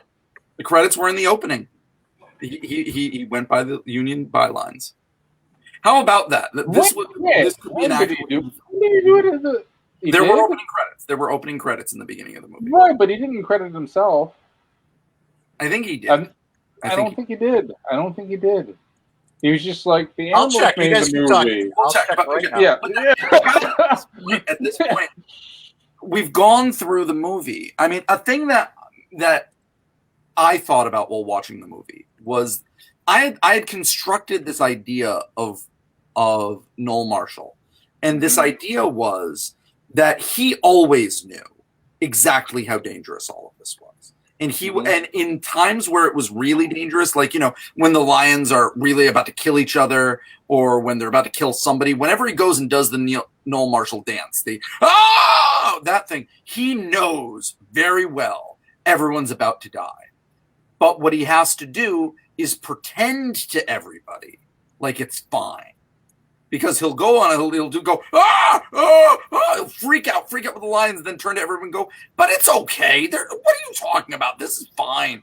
And he's totally acting, and he has to pretend to everyone and himself that this is all safe and that he knows what he's doing. That's a sensible appraisal, because, like I was saying, what's confusing about the movie is that he has completely internalized the legitimate threat of these animals. In a way that he demonstrates throughout the entire movie by showing it. It's not it's not the person. It's not a person making a propaganda. You would think it would be a propaganda movie, is what I'm saying. It would be kind of like it would saw all the hard edges off and present some sort of completely unrealistic picture, which it only does at the end. I mean, yeah. Like so, you would think the whole point of this movie is to make this seem good and normal and natural and completely undangerous, and they fail in this completely. Right? Yeah. Because they've made this compelling horror movie. And but I want to ask this question of the group because I was talking to someone else about this. What if that wasn't the case? What if he and Melanie Griffith and Tippi Hedren and everyone, but specifically Noel Marshall, were just around these creatures for so long that they had forgotten about the danger? How can you ever forget the danger of here's an example. Here's an example. This person that I was talking to was bringing up the idea of horses. And these are horses, domesticated animals. But they are giant and they're powerful. And the people that work with them get desensitized to the danger of them all the time. But they're not. And I understand meat-eating creatures. The horses don't have sharp teeth to eat people. Yeah, like the horses get aggressive and territorial and try to like claw you, you know. But is there a possibility that Noel Marshall? I think humans are pretty resilient and we can get used to a lot of stress. I mean, I know going through the Trail of Terror in Wallingford, I mean, not really the same, but I remember like once I got out of the Trail of Terror, I was like kind of jumping at corners and stuff, but it seemed normal while I was in the Trail of Terror for me to just be extra on guard, you know? I don't know what that is, but I think the thing you can't forget because they're always fucking you up. They don't mean to, because like even when they're playing with you, they're hurting you. You know, they're not like horses. Yeah. Just climb on them. They're always hurting you. You can't forget that. But if I could just take a moment and can I talk about the opening credits? Yeah, please do. Yeah. Okay. So you're both right. There are opening credits. It says starring Tippi Hedren, and then they mention everybody except Noah Marshall. But then it says, since the choice was made to use untrained animals, and since for the most part they choose to do as they wished, it's only fair they share the writing and directing credits. Right. And because they he go on explicitly to says that, and I can't believe the union would put up with that. And then they go on to give credits to the animals, and it goes also starring Robbie as Robbie, Togar as Togar, right? Gary as Robbie's son Gary. Has anyone seen anything as terrifying as Togar? Togar is just like the thing. Yeah, I'm looking at him right now. He's just got he's got blood all over his face, and he just looks like a fucking badass. And like, you know, I don't know how those hippies survived Togar, man. I don't understand how no one died making this movie. I really don't get it. Luck. Just dumb fucking luck. You know, no, I mean, we have to assume. Actually, this is the weird part that I'm going to bring up because I'm going to bring it up. Bring it up, Jules. No. On the idea that Marshall understood the danger of all of this, there's no explaining the fact that, like, Melanie Griffith got completely mauled in her face, and none of us noticed for the subsequent 30 years. He had good people on call. I'm saying if you just get mauled and go to the hospital, you do not come out looking like Melanie Griffith. That's what I'm saying. Remember, we just watched Cherry 2000, and she looked pretty good. Yeah. So what I'm saying is that like obviously there were like really good surgeons involved. So because normal people getting yeah. But remember, reconstructive surgery means a lot of things. People who had a nose job had reconstructive surgery. They didn't look like they've got whatever. The fact is, she got 50 stitches, and it could have been in her scalp. Who knows? But they were good. I'm saying the person doing it was good, is what I'm saying. I feel like there was premeditation here. I'm saying that can easily. I don't think that when you go to the hospital and get stitches, I have a scar right here. When you go to the hospital and get stitches, it is still there. I'm saying.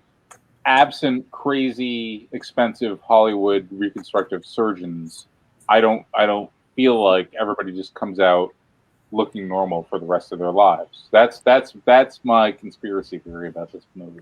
Well, yeah, it could be, but makeup. They've got Hollywood makeup. If she's got a scar, like I've got stitches on my hand, and it covered up pretty well. Like you can't hide it, but you wouldn't notice it unless I said, "Jules, look," and I just put it and I pointed at it. Right, but you know what were I mean? mauled by a lion. How do you know? Maybe I was. I didn't tell you the story. I'm ruling that out. I grew up in Hartford. I'm gonna. Ganarso has brought up a number of points about how much he hates this movie. Yeah. Hates this movie, right? And I'm gonna read this Yeah. out. It says, "I hate this movie with a passion I lack the words to express. From a deep well within my soul, a narcissistic white savior dude rolls into another country, puts lives at risk for his own self-aggrandizement, tells the only person local to the area that he knows more about the Magic Cats than Mativo, and ends with a music video that cancer. And I don't know what else. I've got good news for Ganarso. Is that Noah Marshall died of cancer? So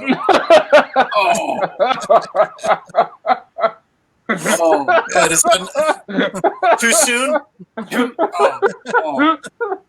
But here's my question, guys. I didn't do the research. Like I specifically stayed away from all of the factoids, other than what I basically knew. So what ends up with this? I hoped that this drove his family apart.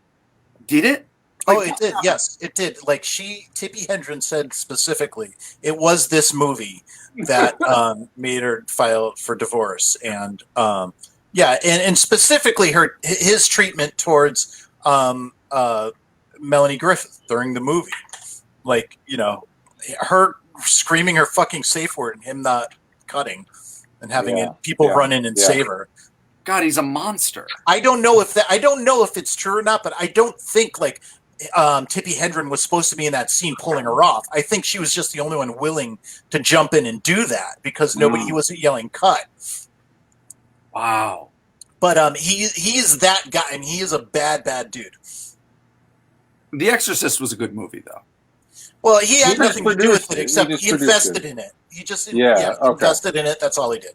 Now, if we talk about real world implications, I mean, there's a level to which I say throughout the 80s and 90s. You wrote good. There's a level. Bunch of bleeding hearts here. There's a level to say if we're talking about movies that do bad things throughout the 80s and 90s. I mean, people are petting tiger cubs in Sacramento and in malls in Ohio because of this movie. Well, because of this movie, or I don't know. Like, how many people saw this movie? It seems like it was like a bizarre outside the studio system. Well, one of the things I read is that it did better in Germany, and I think they said Japan than it did in America, and it was that's where our viewers are from.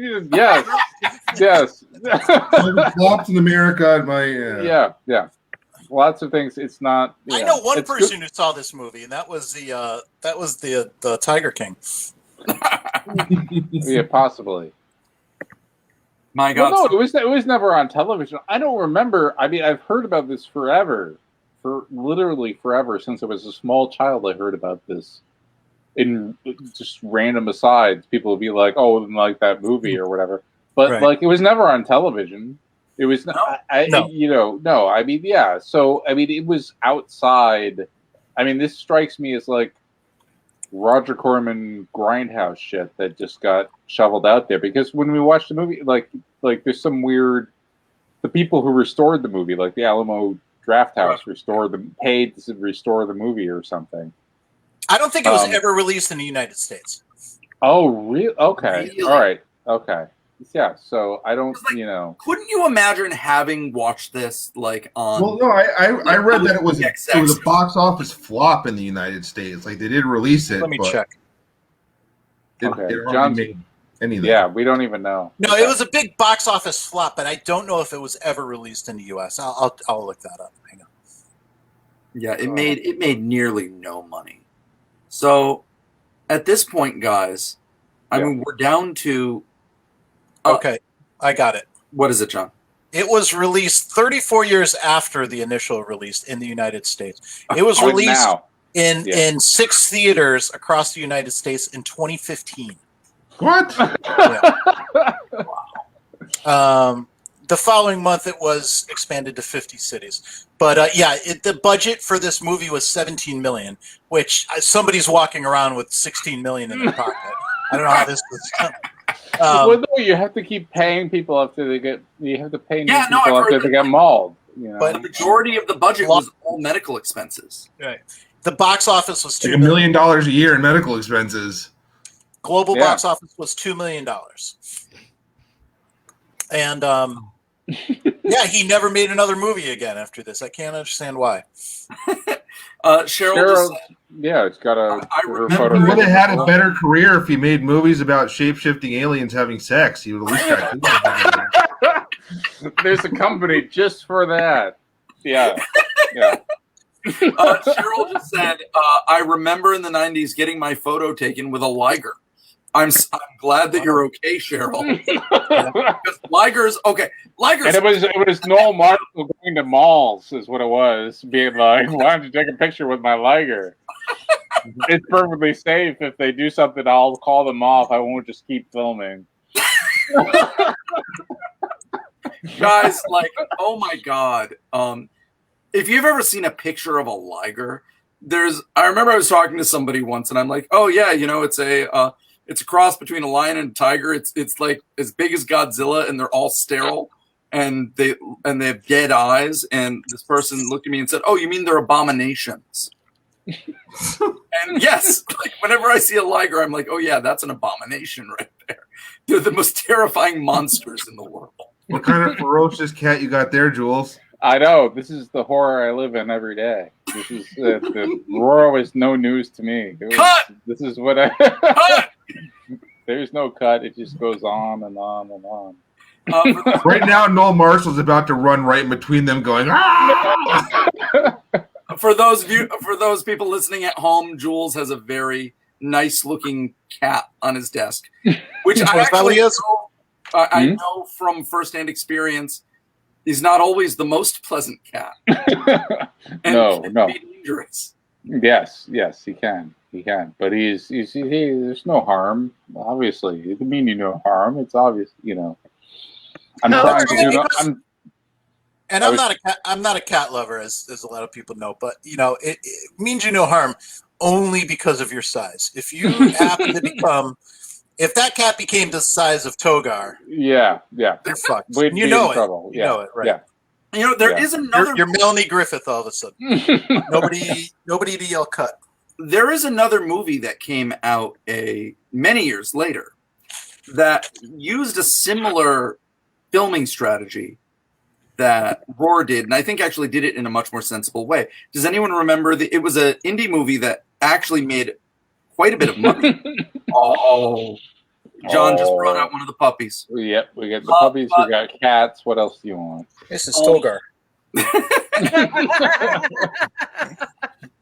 Very Look at ferocious. his eyes when he said that. Does anyone remember Open Water? Oh, that right, movie yeah. always bothered me. So Open Water, is simply people get stranded in the ocean and then they get eaten by sharks. Sorry, spoiler alert. The movie's 11 years old. I don't care about spoiling. So, but anyway, when asked how they did it, because there's one or two very dramatic shots. It's one of the most brilliant shots I've ever seen where the camera is bobbing above the water with the actors. And then the camera goes underwater for about 1.2 seconds. And in that second, you just see that the ocean is filled to brim with fucking sharks. It's just sharks all the way through, everywhere that the eye can see. And then the camera goes back above the water and you never see the sharks again. And it is brilliant. And someone asked in an interview with the filmmakers, how did you do those scenes? Because we know there was no digital trickery going on. That's been a selling point. And they said, oh, well, it's actually really easy. What we did was we threw a lot of chum in the water and then we threw the actors in the water. Was that directed by Noel Marshall? I would imagine even that was a ton safer than this movie. Because I think Is they No, went because out we do the shark dive. I don't want to admit it, but directing a movie, you do put up with more danger than is sensibly allowed. You know what I mean? That you would put up with in your day-to-day life, but you do it for tiny fractions of time. Yeah, Jules, you risked your life for Stolen Mile. That's right. Yes, I did. Which time? Which time was risk your life? Oh, well, crossing the Berlin Turnpike on foot, going out into the median is one thing. Melanie Griffiths is crying you a river. Yeah, I know. We were crossed by Berlin Turnpike prostitutes. That's right. And, being in the back of John's truck there. Holding the tripod in one hand and the laptop in the other. Trying to make that work. Yelled at by sleazy motel owners. Yep. And then there were the tigers. Yes. Oh, no, the tigers, right. Hey man, Safari Golf, that was dangerous.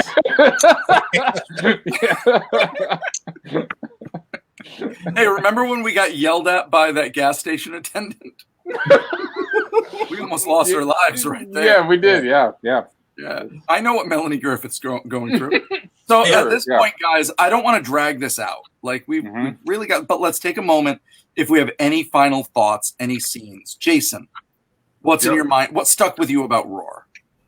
The opening scene, like that was the only good thing. Yeah, you mean like with the giraffe and everything? No, with the tribe dancing. Oh, no, not Maori. Like, the Maasai. That was 2 seconds long too. That was barely a scene. There is some dramatic natural footage occasionally throughout the movie. Well, which they were constrained by the fact that they apparently filmed the entire thing in California, which, so that would constrain the amount of African flavor in the film. Cheryl just said she loves the Safari Golf place. When you see our film, The Stolen Mile, Safari Golf is jump up prominent. And be like, I know that, I love that place. All do.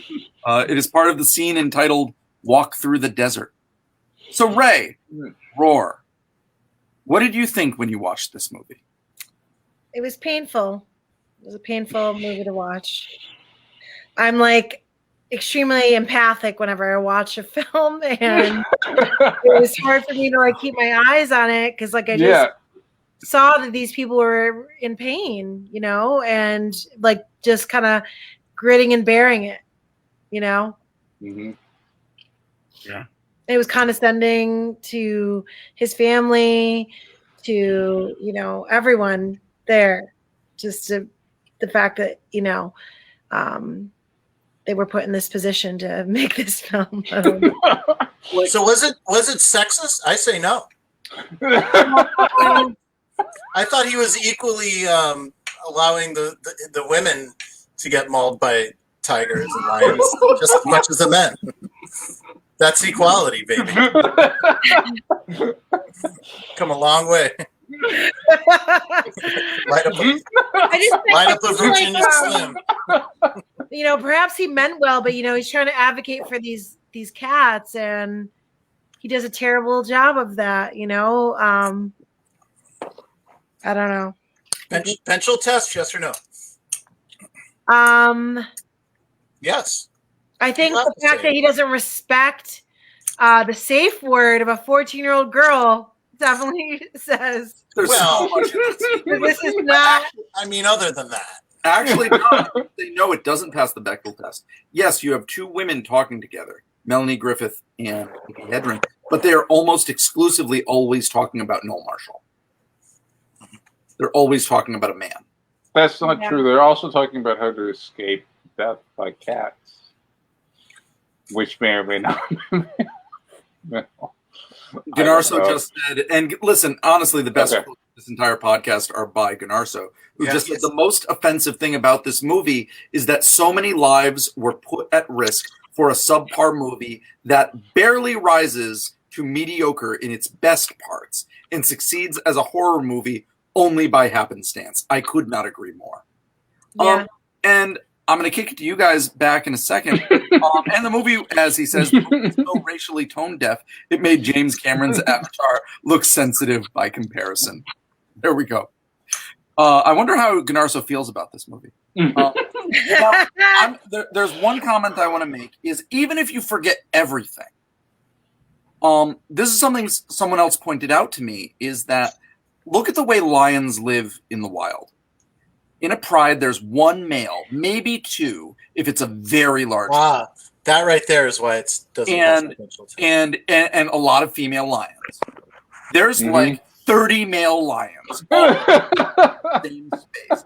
So what are you doing other than being a fucking white guy surrounding yourself by lions and saying you know best? Like you're mixing all of these cats from all over the world, throwing them in the same. How does it even work? How did they not kill each other? How did they not kill each other? That's what I don't understand. I don't know. I don't get it. You know what it was? I think they were all so high that the animals like kind of sensed that these people aren't, that they're not right, and they just didn't take them seriously. Did those cats have to hunt, or were they just being fed by the people? I'm sure they were being fed all sure the time. Yeah. That's part of it. Like, did you guys ever see Grizzly Man?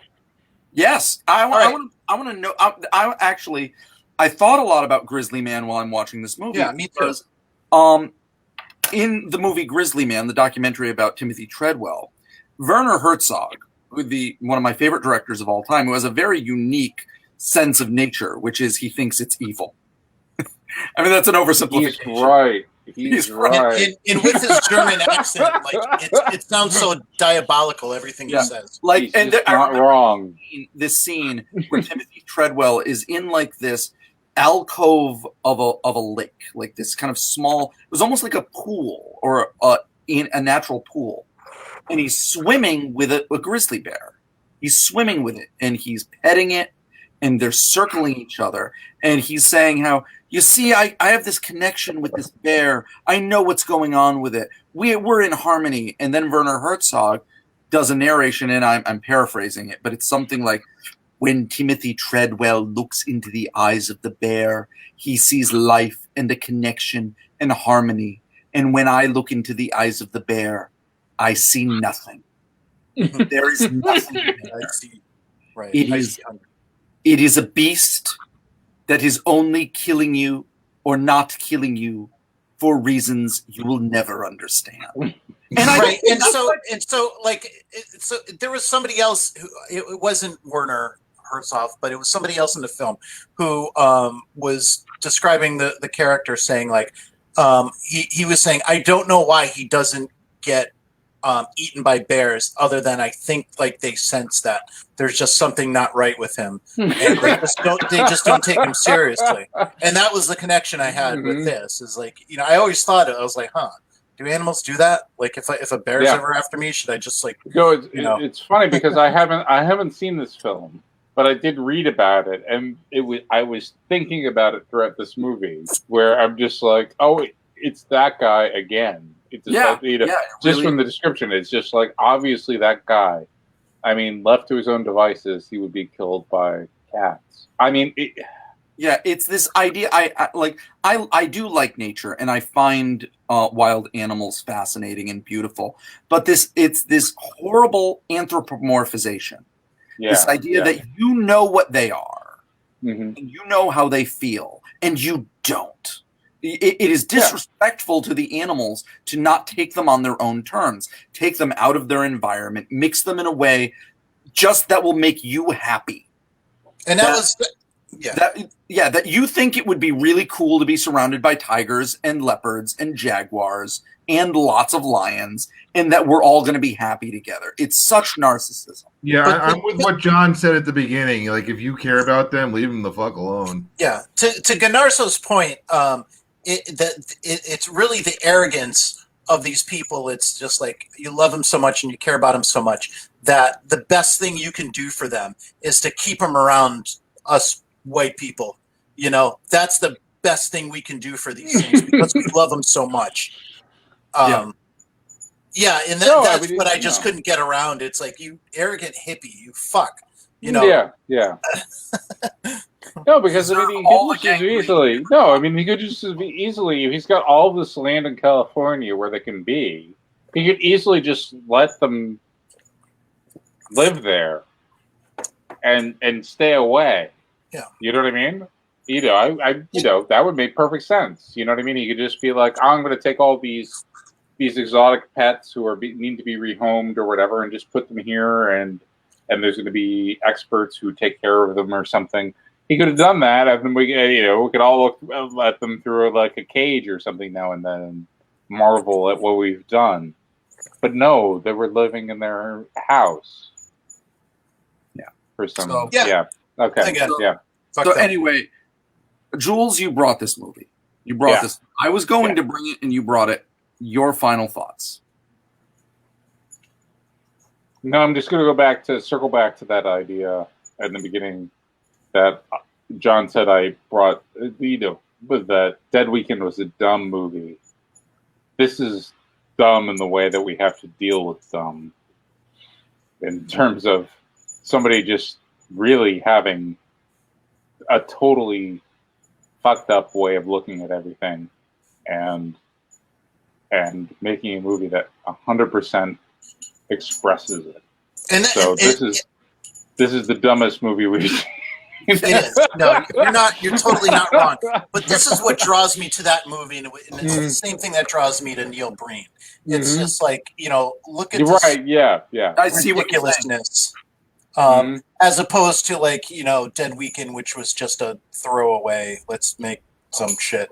Right. Put it up on Showtime and play it every 4 hours. See, I actually disagree with you on Dead Weekend that way. So I think hold on. Like, I think that applies much more to Amanda and the Alien and Dangerous Touch. Dead Weekend is much more of a debacle. Dead Weekend is much more of a train wreck that you're watching. It's not like this.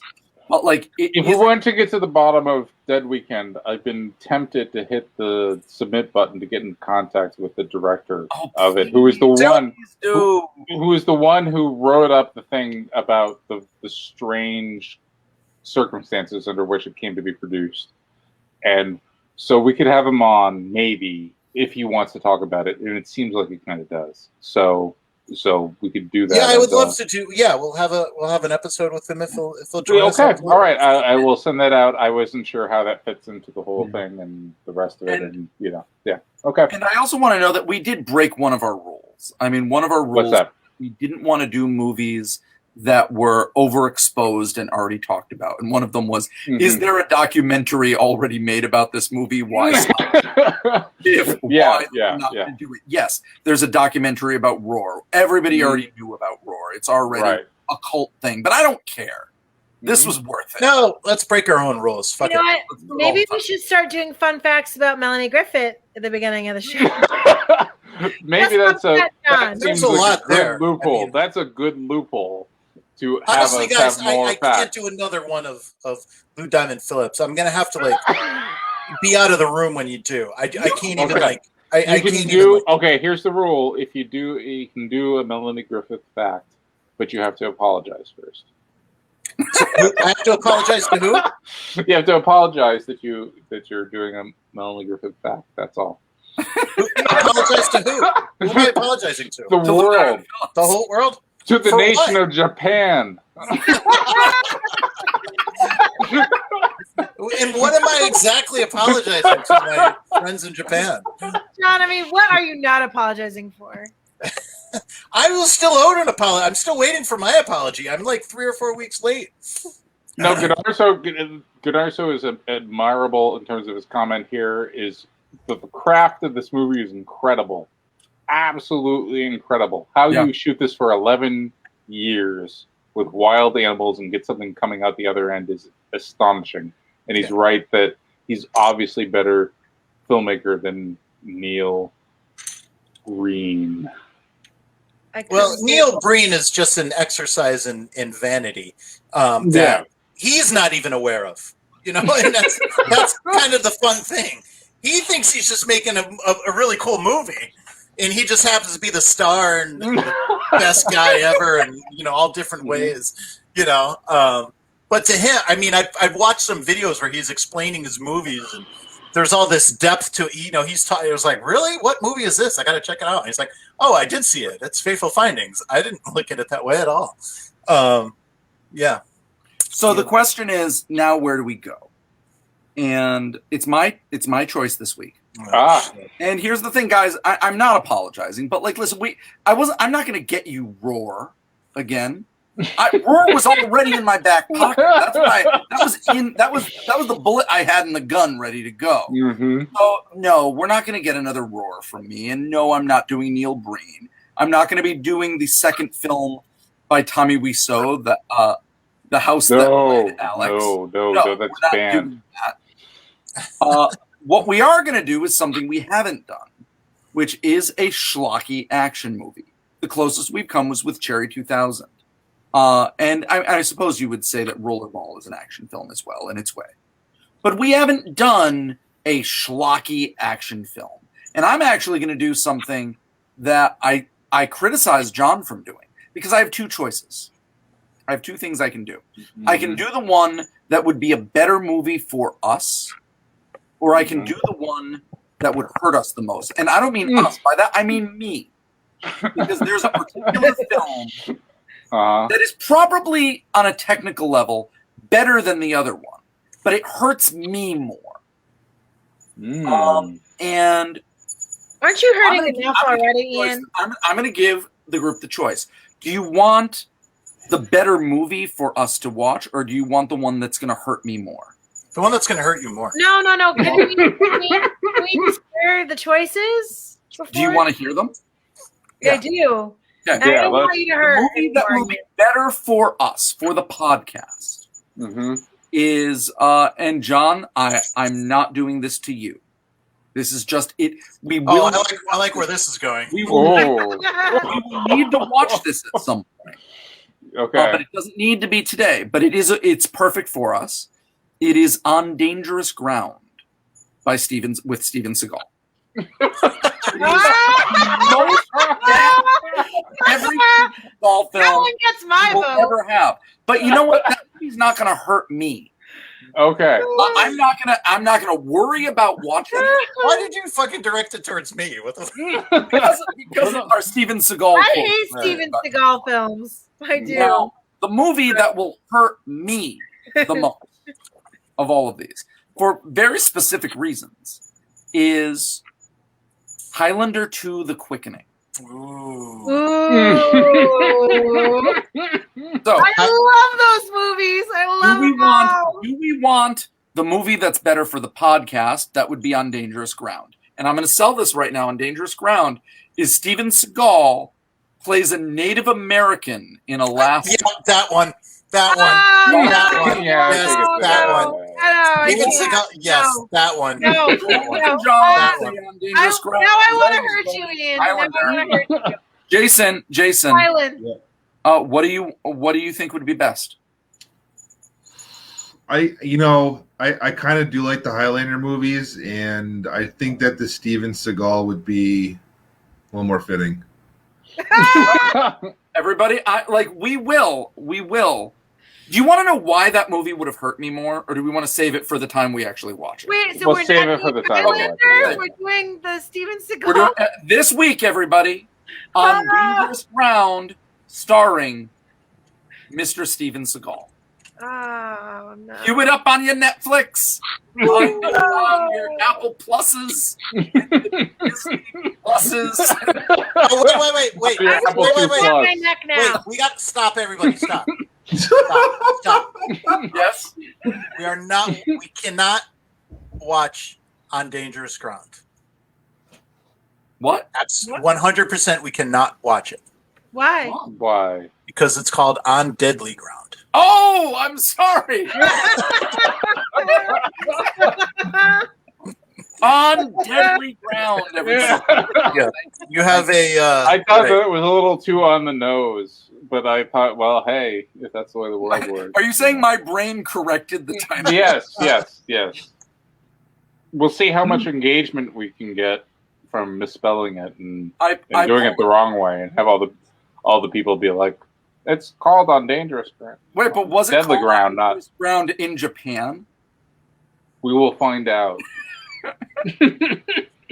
I believe everyone because we're coming up with a thing that was a Ray Dead Weekend. A Ray Dead Weekend. That's where your brain fixes the movie. Literally just watching. Gunarso, if There's we're gonna even find more, if Gunarso. we're gonna I find know. a bad I movie- agree. I really don't like that. People on the podcast can't understand this. Gunarso just said we literally just watched a movie about a culturally insensitive white dude, and we're doing it the fuck again. We're doing it again. That's like every Yeah. movie in the 80s and 90s, though. Yeah. Gosh, man. This is the Hey, listen, part we in could, the we 80s could have and been watching 90s Highlander is through the Quickening. We could have, but we're watching On Deadly Ground, everybody. So cue it up. Isn't Watch like it. the Highlander culturally insensitive to like Scottish people or something? Who cares about I'm Scottish and I'm 100% okay with it. Everything about it. And remember, next week I pick. Oh, It's true. okay. All right. I'm It's gonna locked. No, it isn't. I'm, No, it's not I'm your locked pick. and loaded. Yes, Oh, I am. wow. I Okay. thought Yes, I am. Jason. No, I thought I go next after you. Or maybe I don't know. Are you next, Jason? Yeah, it's Jason's next. Oh, okay. Oh, We maybe I'm corrected wrong. it. If you go back, remember, I chose Dangerous Touch, and then the next movie, Mandy and the Alien, was Jason's. It's Jason. Oh, that's right. You're right. You're right. You're And after then, Jason. and then I picked Superman 4. Okay. Yeah, you're right. You're right. So Mhm. cue it up on Deadly Ground, everybody. Deadly Ground. Down Deadly Ground. I'm Ian Alley Seals, host of A Dangerous Podcast. I'm here with Jules, Good night, John. everybody. Jason, Good night. Ray. Say good night, everybody. Good night. Bye. Thanks for coming. See you next week. Seagal. Good night, everyone.